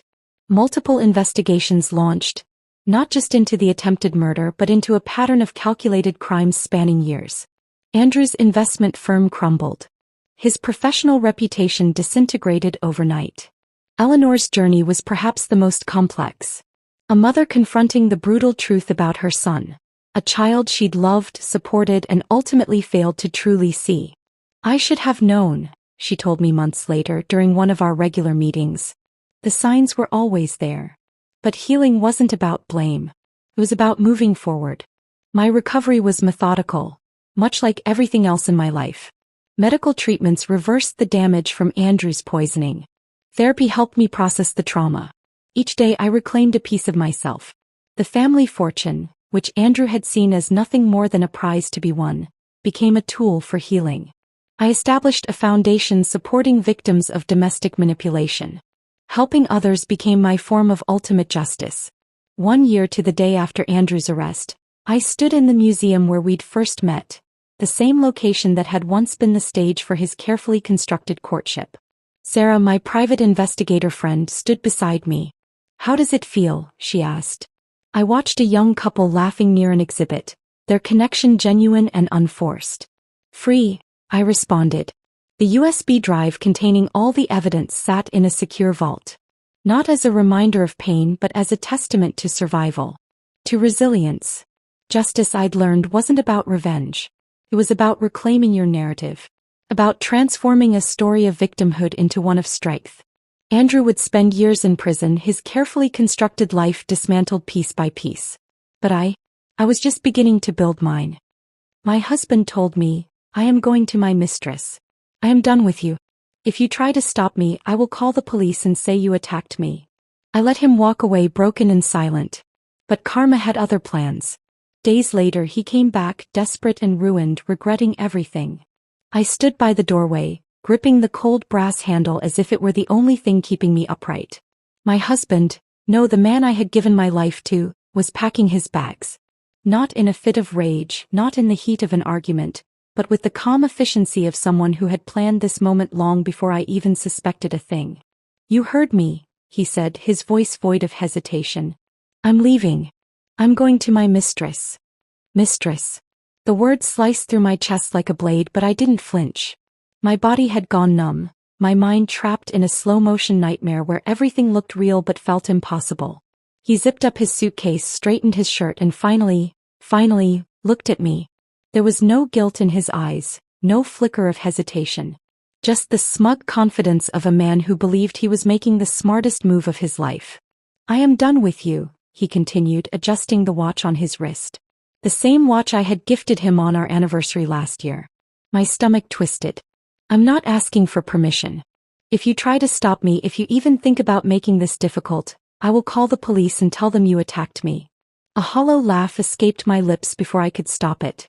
I wasn't a violent woman. I wasn't even the kind to raise my voice in arguments. The idea of me attacking him was as ridiculous as the situation unfolding in front of me. But the way he said it, so calculated, so rehearsed, made my blood turn cold. He meant it. He would do it. That was the moment I knew. This wasn't just an affair. This wasn't just some midlife crisis where he wanted a younger woman to boost his ego. He had planned this. He had waited for the right moment, the perfect excuse, the best way to leave me in the dust while making sure he came out looking clean. I should have screamed at him. I should have thrown the nearest object at his head. But I didn't. I just watched. The silence between us stretched, thick and suffocating, but he didn't seem to care. He picked up his bag and walked past me, brushing against my shoulder like I was nothing more than a stranger in his way. At the threshold, he hesitated for the first time. Maybe he expected me to crumble, to beg, to fall to my knees and plead for him to stay. Maybe he wanted to see me break so he could walk away feeling even more powerful. But I gave him nothing. I met his gaze, steady and unwavering, and let him see the void where my love for him used to be. Something flickered in his expression. Annoyance, perhaps. Frustration that I wasn't reacting the way he expected. But he recovered quickly, shaking his head as if I were the foolish one for not trying to stop him. And then with a smirk that made my stomach churn, he walked out. The sound of the front door closing behind him was deafening. It echoed through the walls, through my chest, through the hollow space where my heart used to be. For a long moment I didn't move. I didn't cry. I didn't scream. I just stood there, staring at the door as if it might open again, as if this might all rewind and I'd wake up to find it was just a cruel dream. But the silence stretched on. And that's when it hit me. He was gone. Not for a work trip. Not for a weekend with friends. Not for a temporary fight where he'd come back with flowers and empty apologies. Gone. And I had let him go. Not because I was weak. Not because I didn't love him enough to fight for him. But because something deep inside me whispered that this was the beginning of something bigger. That maybe, just maybe, this wasn't the end of my story. It was the start of his. And karma wasn't going to let him get away that easily. I walked slowly through the empty house, my feet making soft, deliberate sounds against the hardwood floors. Everything looked the same yet different. The furniture, the photos on the wall, the dishes in the sink. All remnants of a life that had shattered in a matter of minutes. I made my way to the bedroom and sat on the edge of the bed, staring at the space he used to occupy. My hands rested on the soft fabric of the sheets, fingers pressing into the material as if I could still feel the warmth of the man who had just walked away. But there was nothing. Just emptiness. Minutes passed. Maybe hours. I wasn't sure. At some point my body moved on its own. I stood up, walked to the closet and pulled open the doors. His side was empty now, vacant hangers swaying slightly from where he had ripped his clothes away in a hurry. And then my gaze fell on a single shirt he had forgotten. A dark blue button-down, slightly wrinkled from where it had been shoved to the back. I reached for it, running my fingers over the fabric, breathing in the faint scent of his cologne. And then without hesitation I walked to the bathroom and threw it into the trash. One by one I searched for every little thing of his that remained. His spare toothbrush, his half-used cologne bottle, the socks he always left scattered in the drawer. Gone. Piece by piece I erased him. Not because I hated him. Not because I wanted to pretend he never existed. But because I refused to let a ghost of a man linger in my home. When I was done, I stood in front of the mirror, expecting to see a broken woman staring back at me. Instead I saw someone else. A woman who had just lost everything. And yet for the first time in years, she felt free. I didn't know what tomorrow would bring. I didn't know if the pain would hit me like a storm or if the loneliness would creep in when I least expected it. But I knew one thing. He thought he had won tonight. But karma was just getting started. And I couldn't wait to watch it unfold. I stood in front of the mirror longer than I should have. The reflection staring back at me was both familiar and foreign. A woman I recognized but couldn't quite place. She wasn't crying. Her face wasn't contorted in pain. She wasn't clutching her chest or gasping for air. She was just still. The silence in the house was suffocating, thick with the absence of the man who had walked out without hesitation. The echoes of his last words still lingered, but they no longer held weight. If anything, they felt like a distant echo, something that belonged to a different life. I turned away from the mirror and walked into the kitchen, flipping on the light. The hum of the refrigerator was the only sound in the room. I opened a cabinet and grabbed a glass, filling it with water. My fingers trembled slightly as I lifted it to my lips, but I didn't spill a drop. I took a slow sip, letting the coolness spread through my body, grounding me. And then the strangest thing happened. I laughed. Not because anything was funny. Not because I had suddenly found peace in my situation, but because the absurdity of it all hit me like a wave. My husband had just abandoned me in the cruelest way possible, humiliating me, threatening me, walking out with the confidence of a man who believed he had won. And yet, standing here alone in my quiet house, I realized something. I didn't lose anything. He did. He lost a wife who had been loyal through every storm. A partner who had built a life with him, who had sacrificed, compromised, and loved him even when he didn't deserve it. And what had he left me for? A woman I knew nothing about. I set the glass down and leaned against the counter, staring at the spot where he had stood just hours ago, hurling his cruel words at me like daggers. The way he had said it, so arrogantly, so sure of himself, sent a chill down my spine. He thought he had found something better. That's when the curiosity started creeping in. Who was she? I had never suspected an affair, never noticed any changes in his behavior. There were no late nights, no secret phone calls, no sudden shifts in how he treated me.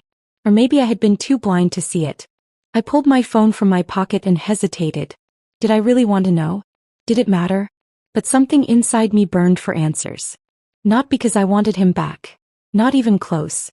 But because I wanted to understand how I had missed the signs. I opened social media and typed his name into the search bar. Nothing unusual. Just his regular posts. Work updates, a vacation photo from months ago, and a couple of pictures of us that now felt like artifacts from another life. Then I checked the comments. And that's when I saw her name. It was subtle, buried beneath casual likes and well wishes from friends and colleagues. But it was there. A woman I had never met before, leaving small, seemingly innocent comments on his posts. A laughing emoji on one of his jokes. A simple "looks fun" under a picture from a work trip. Harmless on the surface. But I knew better now. I clicked on her profile, my stomach tightening as I scrolled through her photos. She was beautiful. Dark hair, striking eyes, the kind of woman who turned heads in a crowded room. Her pictures told a story. Lavish vacations, expensive dinners, designer clothes.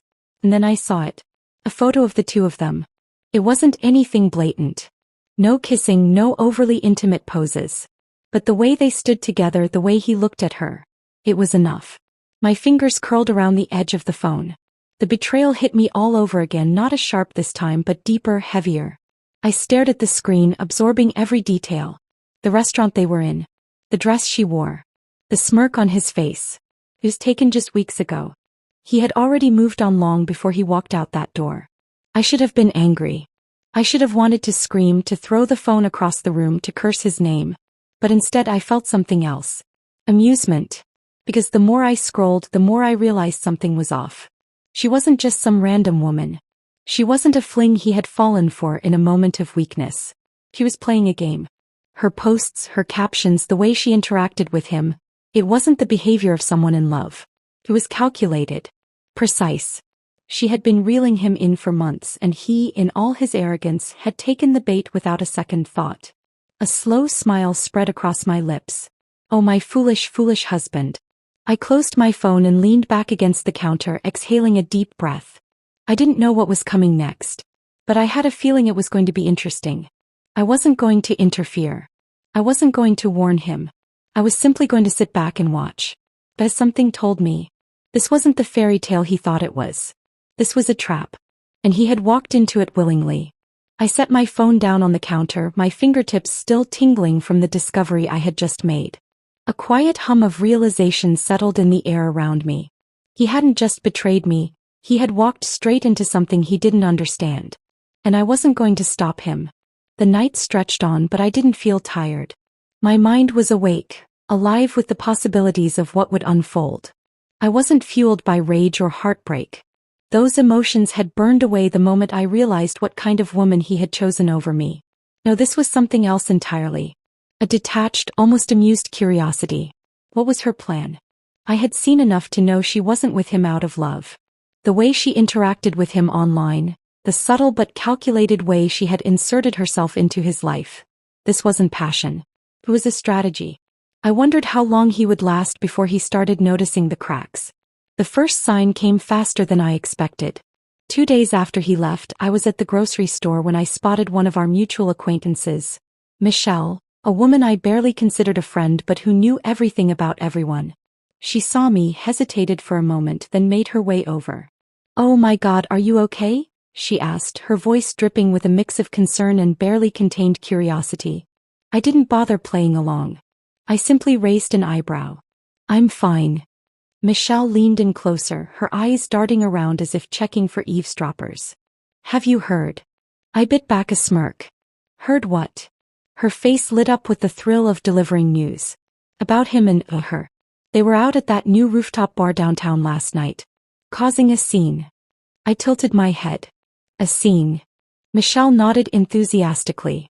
She was screaming at him. Something about money.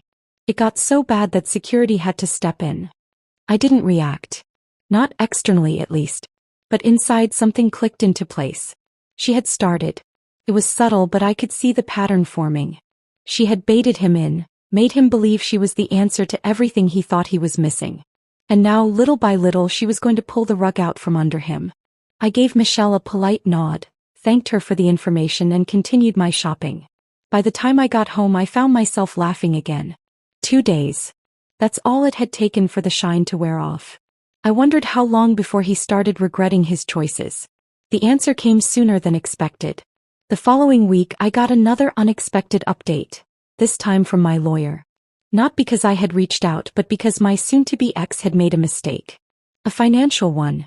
Apparently, in his eagerness to start fresh with his mistress, he had failed to realize that our joint accounts were still linked.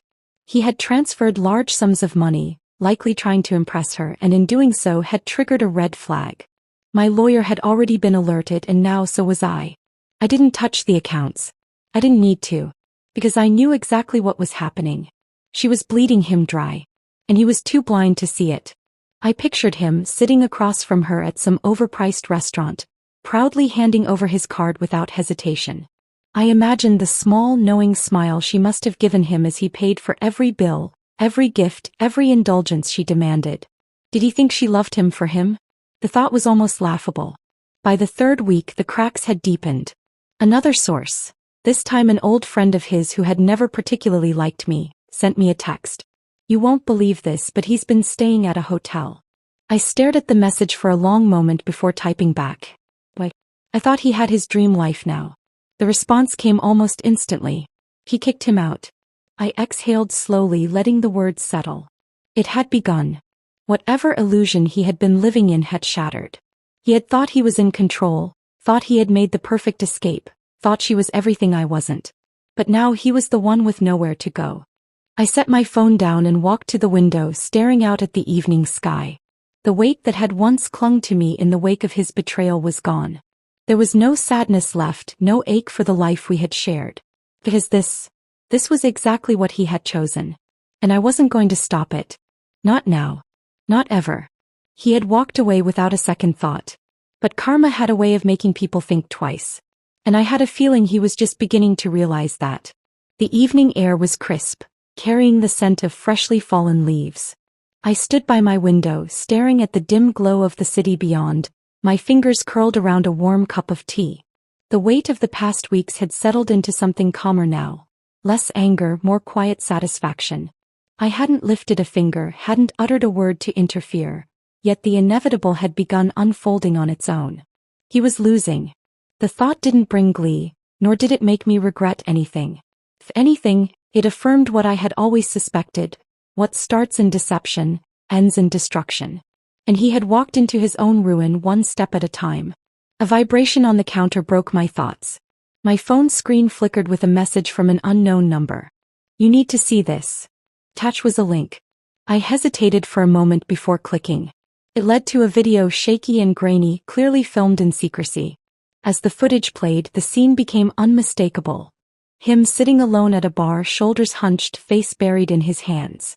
The background noise was lively, yet he seemed untouched by it, consumed by something far heavier. And then she entered the frame. Dressed in red, hair flowing over her shoulders, she approached him with a confidence that seemed almost rehearsed. Her lips moved fast, animated, her expression cold, unyielding. Whatever she was saying wasn't soft, wasn't tender. It was sharp, biting. The video zoomed in slightly. He reached for her hand, desperate, but she yanked away as though his touch burned. A few people turned, drawn by the rising tension. His face twisted in something I hadn't seen before, humility, perhaps even regret. Then she laughed. It wasn't warm. It wasn't kind. It was mocking. And with a final dismissive wave, she turned on her heel and walked away, leaving him there, alone. The video cut off. I exhaled, setting my phone down. My pulse remained steady, not a single ounce of pity creeping in. He had chosen her over me. And now he was seeing exactly what that choice meant. Later that night, as I lay in bed, I found my mind wandering, not toward sadness, not toward nostalgia, but curiosity. How much further could he fall? The answer came 3 days later. A knock echoed through my apartment. Slow, hesitant. I knew before I even opened the door. And there he stood. But this wasn't the man who had left me with arrogance dripping from his every word. This wasn't the one who had threatened, who had belittled, who had walked away believing he had won. This man looked hollow. His once pressed shirts now wrinkled, hair unkempt, the weight of his own mistakes hanging off him like an anchor. There was no confident smirk. No fire in his eyes. I leaned against the doorframe, arms crossed. Why are you here? He swallowed, glancing down at his feet before looking back up. He hesitated as if the words were foreign to him. I need to talk. I tilted my head, waiting. He cleared his throat, shifting uncomfortably. She took everything. The confession spilled from his lips, quiet, almost ashamed. A moment passed. Then another. I said nothing. He searched my face, looking for something. Sympathy, understanding, maybe even a lifeline. I offered none. His hands curled into fists. I made a mistake. I let out a small, humorless chuckle. A mistake. I echoed. Is that what you call it? His jaw clenched. I thought. He exhaled sharply, shaking his head. I thought I was making the right choice. But she. His voice faltered. She never loved me. He just wanted what I had. And when there was nothing left, his throat bobbed, words dying out. For the first time in years he looked small. I took in his disheveled state, the exhaustion lining his face. He had built a castle out of lies, only to watch it crumble beneath him. And now, standing in the rubble, he had nowhere to go. I should have felt something. But I didn't. I stepped back, slowly shutting the door. I hope you find what you're looking for. His eyes widened, panic flashing across his features. Wait. But I didn't. The door clicked shut. And with it, any trace of the love I once had for him. The door shut with a quiet finality, sealing him out just as he had once so easily cast me aside. I stood motionless, listening. A few seconds passed, then a hesitant shuffle beyond the threshold. He lingered, likely debating whether to knock again, to plead, to force his way back into a life he had shattered. But I gave him nothing.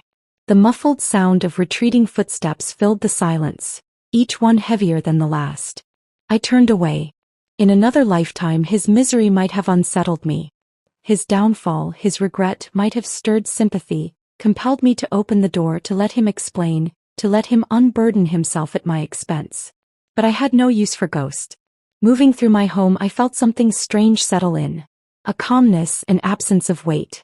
Not relief exactly. Not victory. Just a quiet confirmation of what I had already known. This was where his choices had led him. I walked into the kitchen, hands steady as I reached for a glass, filling it with cool water. The quiet hum of the refrigerator, the distant ticking of the clock. These sounds felt different tonight, sharper, clearer, unburdened by the presence of someone who had once occupied this space but never truly belonged. A vibration against the counter broke my stillness. My phone lit up with a message. Unknown number. It's worse than you think. My pulse remained steady, but curiosity tugged at me. I hesitated only a moment before responding. Meek, who is this? The reply came instantly. Unknown number. Let's just say I know what she's doing to him. And it's far from over. Pause. Then another message. Unknown number. Meet me tomorrow. You want to hear this in person. I stared at the screen. Every instinct told me to ignore it, to move on, to let his self-inflicted downfall run its course without interference. But something in me, perhaps a lingering thread of unfinished business, compelled me to reply. Me where? The response was immediate. Unknown number. The cafe on 5th. 2 p.m. I exhaled, setting my phone down. I wasn't doing this for him. I was doing it for me. The next afternoon, I arrived at the cafe a few minutes early, scanning the bustling space for any sign of my informant. The place smelled of fresh espresso and baked goods, the warm atmosphere a stark contrast to the reason I was here. A woman in a navy coat caught my attention. Seated near the window, she stirred her tea absent-mindedly, eyes darting toward me the moment I stepped inside. I approached cautiously. "I assume you're the one who texted me." She nodded, motioning to the seat across from her. "Sit. We don't have much time." I slid into the chair, watching her carefully. There was a tension in her posture, a quiet urgency in the way she glanced around. "Who are you?" I asked. Her lips pressed together before she sighed. "Someone who learned the truth too late." She placed a phone on the table, tapping the screen. "You need to see this." I leaned in, my eyes scanning the footage she played. It was another video, this time inside a hotel lobby. He was there, pacing, arguing with the receptionist. His hands moved in frustration, his posture frantic. But what sent a chill through me wasn't his desperation. It was the security guards standing nearby, already alerted, already prepared to intervene. The woman across from me spoke softly. "She's setting him up." I looked up sharply. "What do you mean?" "She drained him.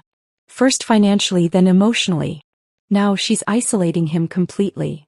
She slid a folded paper across the table. "That's a police report. She filed a claim against him, says he threatened her. Says she fears for her safety." I stared at the document, the weight of it settling in. "She's making sure that when she's done with him," the woman continued, "he has nothing left. No money. No reputation. No way to fight back." I exhaled slowly. "And you're telling me this, why?" A bitter smile crossed her lips. "Because I've been there. I know what it's like to be discarded for her. And I know exactly how this ends." I studied her face, noting the exhaustion in her eyes. A realization clicked into place. "You were with him before, weren't you?" She nodded, gaze dropping to her tea. "He left me the same way he left you. Thought he had found something better." Pause. Then softer. "And she destroyed him." I leaned back, considering everything she had told me. "She's not just after money," I murmured. "She enjoys the power." The woman met my gaze. "Exactly." For the first time in this entire ordeal, something unexpected flickered through me. Not sympathy for him, but a deeper understanding of just how dangerous the woman he had chosen really was. But it wasn't my problem. I pushed the paper back toward her. "If he's in trouble, that's on him." She nodded slowly. "I thought you'd say that." A long silence stretched between us. Then she stood, gathering her belongings. "Just thought you should know." As she walked away, I sat there, fingers tapping against the table. The man who had thrown me away was unraveling at an alarming speed. And the worst part? His nightmare was only beginning. I sat at the cafe long after she had gone, the untouched tea in front of me growing cold. The weight of what I had just learned settled deep, but not in the way I expected. There was no triumph, no satisfaction. Just the realization that I had been watching a fire slowly burn out, only to discover it had never been contained in the first place. He was unraveling faster than I thought. And now she was making sure he would never recover. When I finally stood, stretching the stiffness from my limbs, the sun had started to dip behind the buildings. The air carried a quiet hum of the evening rush, honking cars, hurried footsteps, the distant chatter of people heading home. I wasn't in a hurry. There was no urgency to anything anymore. As I stepped outside, my phone vibrated in my pocket. Another message, another unknown number. "Check the news." A strange sense of inevitability settled over me. I didn't need to ask which news. I already knew. I unlocked my phone, my fingers moving on their own. A quick search. The first headline made my breath catch. "Local businessman under investigation for fraud. Ties to money laundering suspected." I stared at the words, unblinking. His name wasn't mentioned outright, but it didn't need to be. The article described a high-profile individual, someone recently involved in financial discrepancies. The pieces fell into place effortlessly. The money transfers. The sudden extravagance. The reckless spending. And now this. I clicked the link, scanning through paragraphs detailing an ongoing investigation, allegations of falsified financial records, missing funds. It painted a picture of a man who had been either careless or corrupt, or both. And the timing was no coincidence. She had orchestrated this. It was a move executed with precision. A masterstroke. She hadn't just taken his money. She had planted the seeds of his downfall long before he even knew what was happening. I leaned against the side of the cafe, exhaling slowly. My hands remained steady, my heartbeat unchanged. I had thought I would feel something in this moment. Vindication. Relief. Maybe even a lingering trace of pity. But I felt nothing. The man who had once stood in my kitchen spitting threats as he packed his bags was now nothing more than a cautionary tale unfolding in real time. My phone buzzed again. Another message. This is just the beginning. I locked my screen and slid my phone back into my pocket. I didn't need any more updates. I didn't need to know the rest of the story. Because I already knew exactly how it would end. 2 days later, the first image surfaced. It spread across social media like wildfire. Him stepping out of a hotel, disheveled, hounded by cameras. His expression was one of pure exhaustion. A man caught in a storm he had never prepared for. But the most striking part wasn't his appearance. It was the woman walking 2 steps ahead of him. She was smiling. Not at him. Not with him. She was laughing at something on her phone, her eyes sparkling as if she were walking through a dream. Beside her, he looked like an afterthought. A shadow in her orbit. The comments were ruthless. Guess that fairy tale didn't last long. Karma works fast. Wasn't he bragging about upgrading his life just a month ago? For the first time since he had left, his name was everywhere. But not for the reasons he had imagined. The news reports grew harsher with each passing hour. His reputation, once pristine, had become a feeding frenzy for speculation and scandal. There were whispers of lawsuits, of business deals collapsing. And at the center of it all, the woman who had promised him the world now making sure he had nothing left. It would have been easy to say he deserved it. But the truth was, this had never been about deserving. Some people learn from their mistakes. Others never get the chance. And he was firmly in the latter category. A week passed. The headlines worsened. By the time I finally saw him again, the transformation was complete. I hadn't planned to run into him. I hadn't gone searching. But the universe had a way of making things unfold at precisely the right moment. It happened outside a convenience store. I had stopped to grab a bottle of water, barely paying attention to anything beyond the errand itself. And then, there he was. He didn't notice me at first. He was too preoccupied, his focus on the man behind the counter, fumbling with his wallet. His hands trembled as he counted bills, something I had never seen before. And then, just as he turned, his gaze collided with mine. For a moment, neither of us moved. There was no arrogance in his eyes. No bitterness. No anger. Just the raw, unmistakable look of someone who had fallen so far they no longer knew how to stand. I held his gaze, offering him nothing. No reaction. No acknowledgement of what he had become. And then I walked past him. Because there was nothing left to say. I didn't look back. As I stepped past him, the weight of the moment didn't settle on my shoulders like I had once imagined it would. There was no victorious satisfaction, no moment of triumphant closure. Only a quiet realization that I had long since detached from the man who once dictated the course of my life. The automatic doors of the convenience store slid open behind me, letting out a mechanical hiss as I walked into the cool evening air. I barely noticed the hum of passing cars, the murmur of people going about their routines. My mind had already moved past him, past the hollow figure standing at the register, fumbling with crumpled bills. But the past has a way of lingering.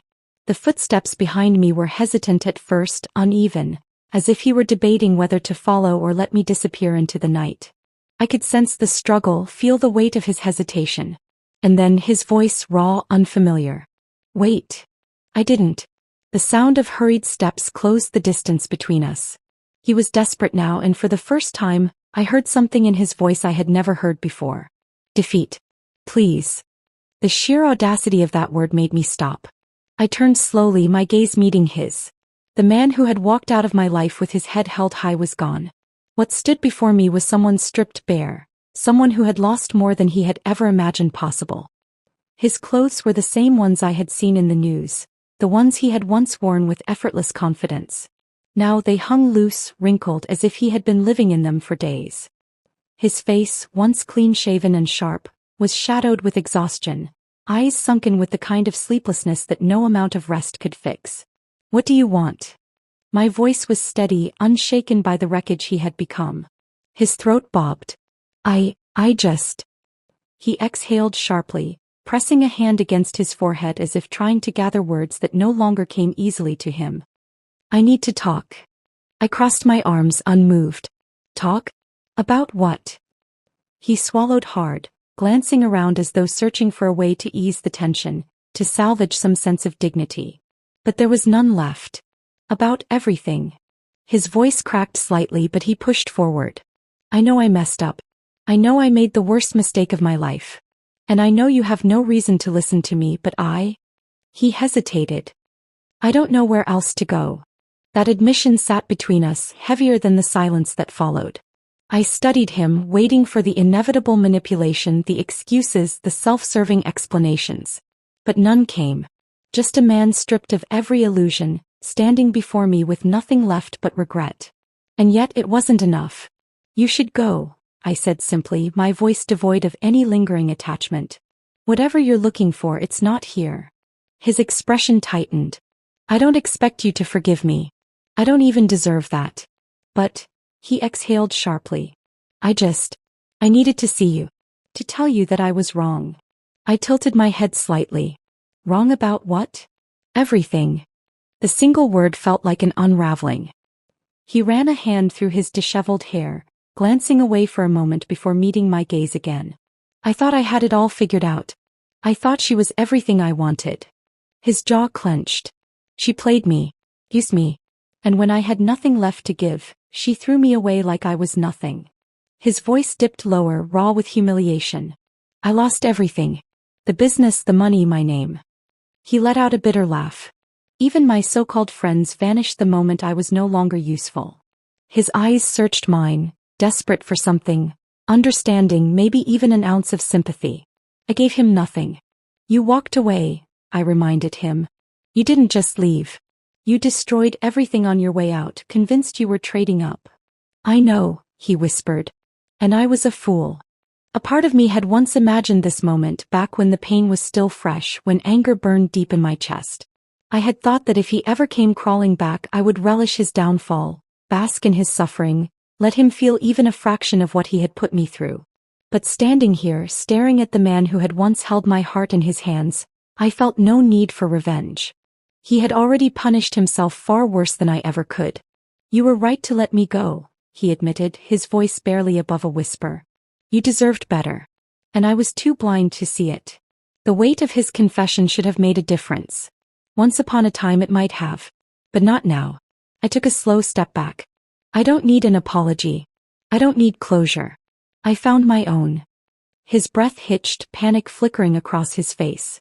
Please, he tried again, voice breaking. Just tell me, is there any way back from this? For a moment I almost felt sorry for him. Almost.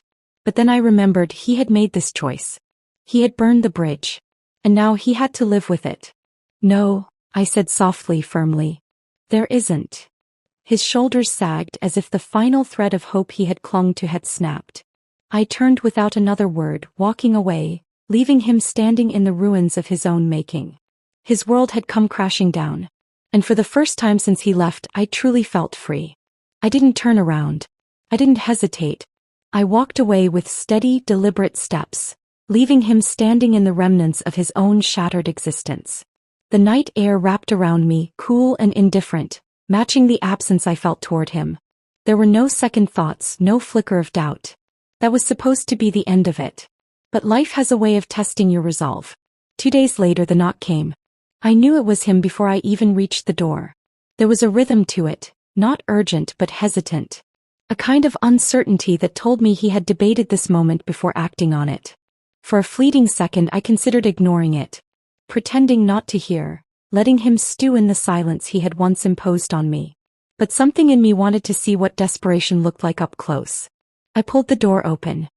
He stood there, shoulders slightly hunched, a man unrecognizable from the one I had married. His eyes, once filled with certainty and self-importance, now held something far more fragile. Can I come in? His voice was rough, tired. I didn't move. Why? A beat passed. His fingers twitched at his sides, like he was fighting the instinct to shove his hands into his pockets, an old habit of his when he felt exposed.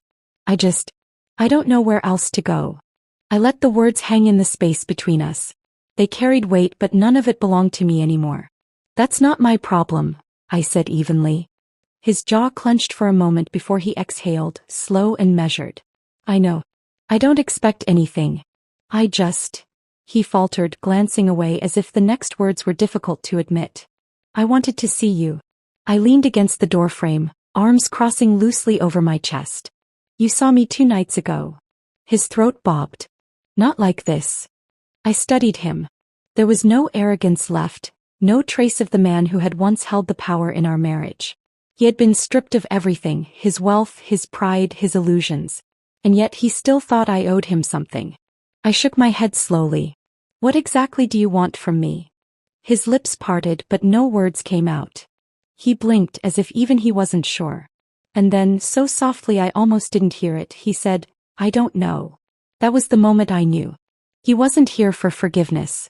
He wasn't here because he had suddenly realized I was the best thing that had ever happened to him. He was here because he had nowhere else to go. It wasn't love. It was survival. And I refused to be anyone's last resort. I straightened, gripping the edge of the door. Go figure it out somewhere else. His eyes flickered with something, panic perhaps, but I didn't give him time to protest. I shut the door. Not with anger. Not with spite. With finality. He didn't knock again. But I stood there for a long while, staring at the closed door, breathing in the certainty that I had made the right choice. I had spent years loving a man who never deserved it. Years believing in a future that had never been real. And for the first time I felt the weight of it lift. There was no more waiting. No more wondering. I was free. The final click of the door closing behind him should have been just another sound, another passing moment, but it settled into the quiet of my home like a statement. Not an end, no, that had already come. This was the aftermath, the moment where echoes faded, and life moved forward unburdened. I turned away, stepping back into my space, untouched by his presence. The air felt lighter, the walls no longer held the weight of old memories. A sense of peace stretched through my limbs, an unfamiliar yet welcome companion. In another life I might have crumbled under the weight of what had just happened. Perhaps there was a time when I would have analyzed every word, dissected his expressions, searched for meaning in the wreckage he had brought to my doorstep. But that time was gone. I had no interest in his regrets. No need for his explanations. His suffering wasn't my concern. That was the real revenge, wasn't it? Not anger. Not cruelty. Just nothing. I moved through the house with quiet purpose, the simplicity of everyday life grounding me. The rhythmic hum of the coffee machine, the sound of water running as I rinsed a cup. These small acts felt significant in their normalcy. I had no desire to dwell on him anymore. Yet the universe had a way of testing resolve. My phone buzzed on the counter, the screen lighting up with a message from an unknown number. I know he came to see you. I didn't react, just stared at the words. Another message followed. You're not going to help him, are you? I exhaled slowly, fingers tapping against the edge of the counter before I finally responded. No. Seconds passed before the reply came. Good. Because he's running out of places to turn. I locked my phone without responding, setting it face down as if that alone could bury the remnants of the past clawing at my door. It wasn't my problem. But the truth settled deep in my chest. He was unraveling faster than I thought.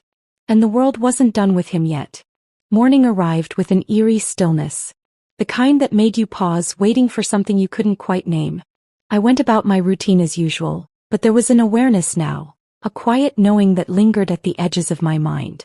By noon another text came. Turn on the news. I didn't want to. I almost didn't. But curiosity had a way of winning. I reached for the remote, flicking on the screen. The image that greeted me was almost surreal. A press conference. A sea of cameras flashing. A man standing at a podium clearing his throat before speaking. I knew the words before he even said them. We are officially launching an investigation into financial misconduct. The allegations include fraud, embezzlement, and possible criminal charges. At this time, we are urging all involved parties to come forward. I leaned back, watching as a name finally scrolled across the screen. His name. It was over. Not in the quiet way I had expected. Not in whispers behind closed doors. This was loud. Public. Final. I muted the television, my reflection faintly visible on the darkened screen. I had waited for this moment, hadn't I? Or at least some version of it. The poetic justice of watching him lose everything, of seeing the world turn its back on him the way he had so easily turned his back on me. And yet, sitting here staring at the confirmation of his downfall, I felt no triumph. Only certainty. This was always how it was going to end. He had walked away convinced he was untouchable. Convinced he could rewrite his story without consequence. But karma never forgets. And now he was learning that the hard way. That night as I curled up on the couch, a knock sounded at the door. I didn't move. Didn't even acknowledge it. The silence was my answer. And it was the sweetest revenge of all. The knocking didn't stop. A slow, deliberate rhythm against the wood followed by a pause, then another round. As if the person on the other side wasn't quite ready to give up. I remained still. Minutes stretched. The space between each knock grew longer, weaker, until finally silence reclaimed the night. Only then did I exhale. The weight of that moment should have been suffocating. In another time it might have been. But I had nothing left to give him. Not a word, not an ounce of attention. He had made his choices. And now I was making mine. The world outside remained unchanged. The hum of distant traffic, the rustling of wind against the window. Life moving forward, indifferent to the collapse of one man's empire. I turned away from the door. And never looked back. The morning after. Sunlight streamed through the curtains, warming the room with a quiet kind of peace. I woke without the weight of yesterday. Without the lingering shadows of a past that had once threatened to consume me. Padding into the kitchen, I went about the simple routine of making coffee. The rich aroma filled the air, grounding me in the present, in the life I had rebuilt. Not from bitterness, but from the quiet certainty that I had survived. My phone sat on the counter, untouched since the night before. I hesitated, then picked it up, scrolling through unread messages. None from him. Instead, a news alert blinked across the screen. Breaking. Former business executive facing criminal charges. Court hearing scheduled. I skimmed the article. The words blurred together, just noise in the grand scheme of things. His downfall had been inevitable. His mistakes had simply caught up with him. But the difference? It no longer mattered to me. I set the phone down, sipping my coffee as the city outside awakened. The past had no power here. A new beginning. The next few weeks passed in a blur of quiet revelations. Without the constant weight of his presence, life took on a different rhythm. One unburdened by waiting, by wondering, by the exhausting cycle of trying to hold together something that was already broken. I learned to enjoy the stillness. The way mornings stretched without rushed goodbyes, how evenings felt lighter without the undercurrent of tension. Freedom wasn't loud. It was the absence of chaos. It was peace. The last encounter. It was an ordinary afternoon when I saw him again. Not by chance. Not because I sought him out. But because the world is small in the strangest ways. I had stopped at a bookstore, drawn in by the quiet promise of new stories. As I ran my fingers along the spines of novels, I felt the weight of someone watching me. And then his voice. Soft. Almost unrecognizable. You look different. I turned, meeting his gaze for the first time in weeks. He looked different too. Thinner. Tired. A man who had seen the inside of too many courtrooms, lost too many battles. His suit hung looser on his frame, the confident posture of the man I once knew now replaced with something unfamiliar. But that wasn't my concern. I gave him a measured glance. I am different. He nodded, his lips pressing into a thin line. I guess I thought, he trailed off, then sighed. Never mind. I tilted my head. You thought what? His shoulders lifted in the faintest shrug. That maybe after everything you'd still care. For the first time in a long while I smiled. Not out of amusement. Not out of malice. But because I finally saw him for what he was. A lesson. A chapter one had outgrown. I tucked the book I had been holding under my arm, meeting his gaze without hesitation. I do care, I admitted. Just not in the way you want me to. A flicker of understanding passed through his expression. And that was it. No dramatic endings. No lingering words. Just two people standing in a bookstore, realizing they had nothing left to say. I turned, walking away without another glance. As I had already won. Not in revenge. Not in his downfall. But in the simple, undeniable truth. I was finally free. I let him walk away without a word, without regret. Because sometimes the best revenge is silence. This wasn't the end of my story. It was the beginning of something greater. If you've ever been betrayed, if someone underestimated your strength, share your story in the comments. And if you found this journey powerful, don't forget to like, share, and subscribe for more stories that will keep you hooked. The best is yet to come.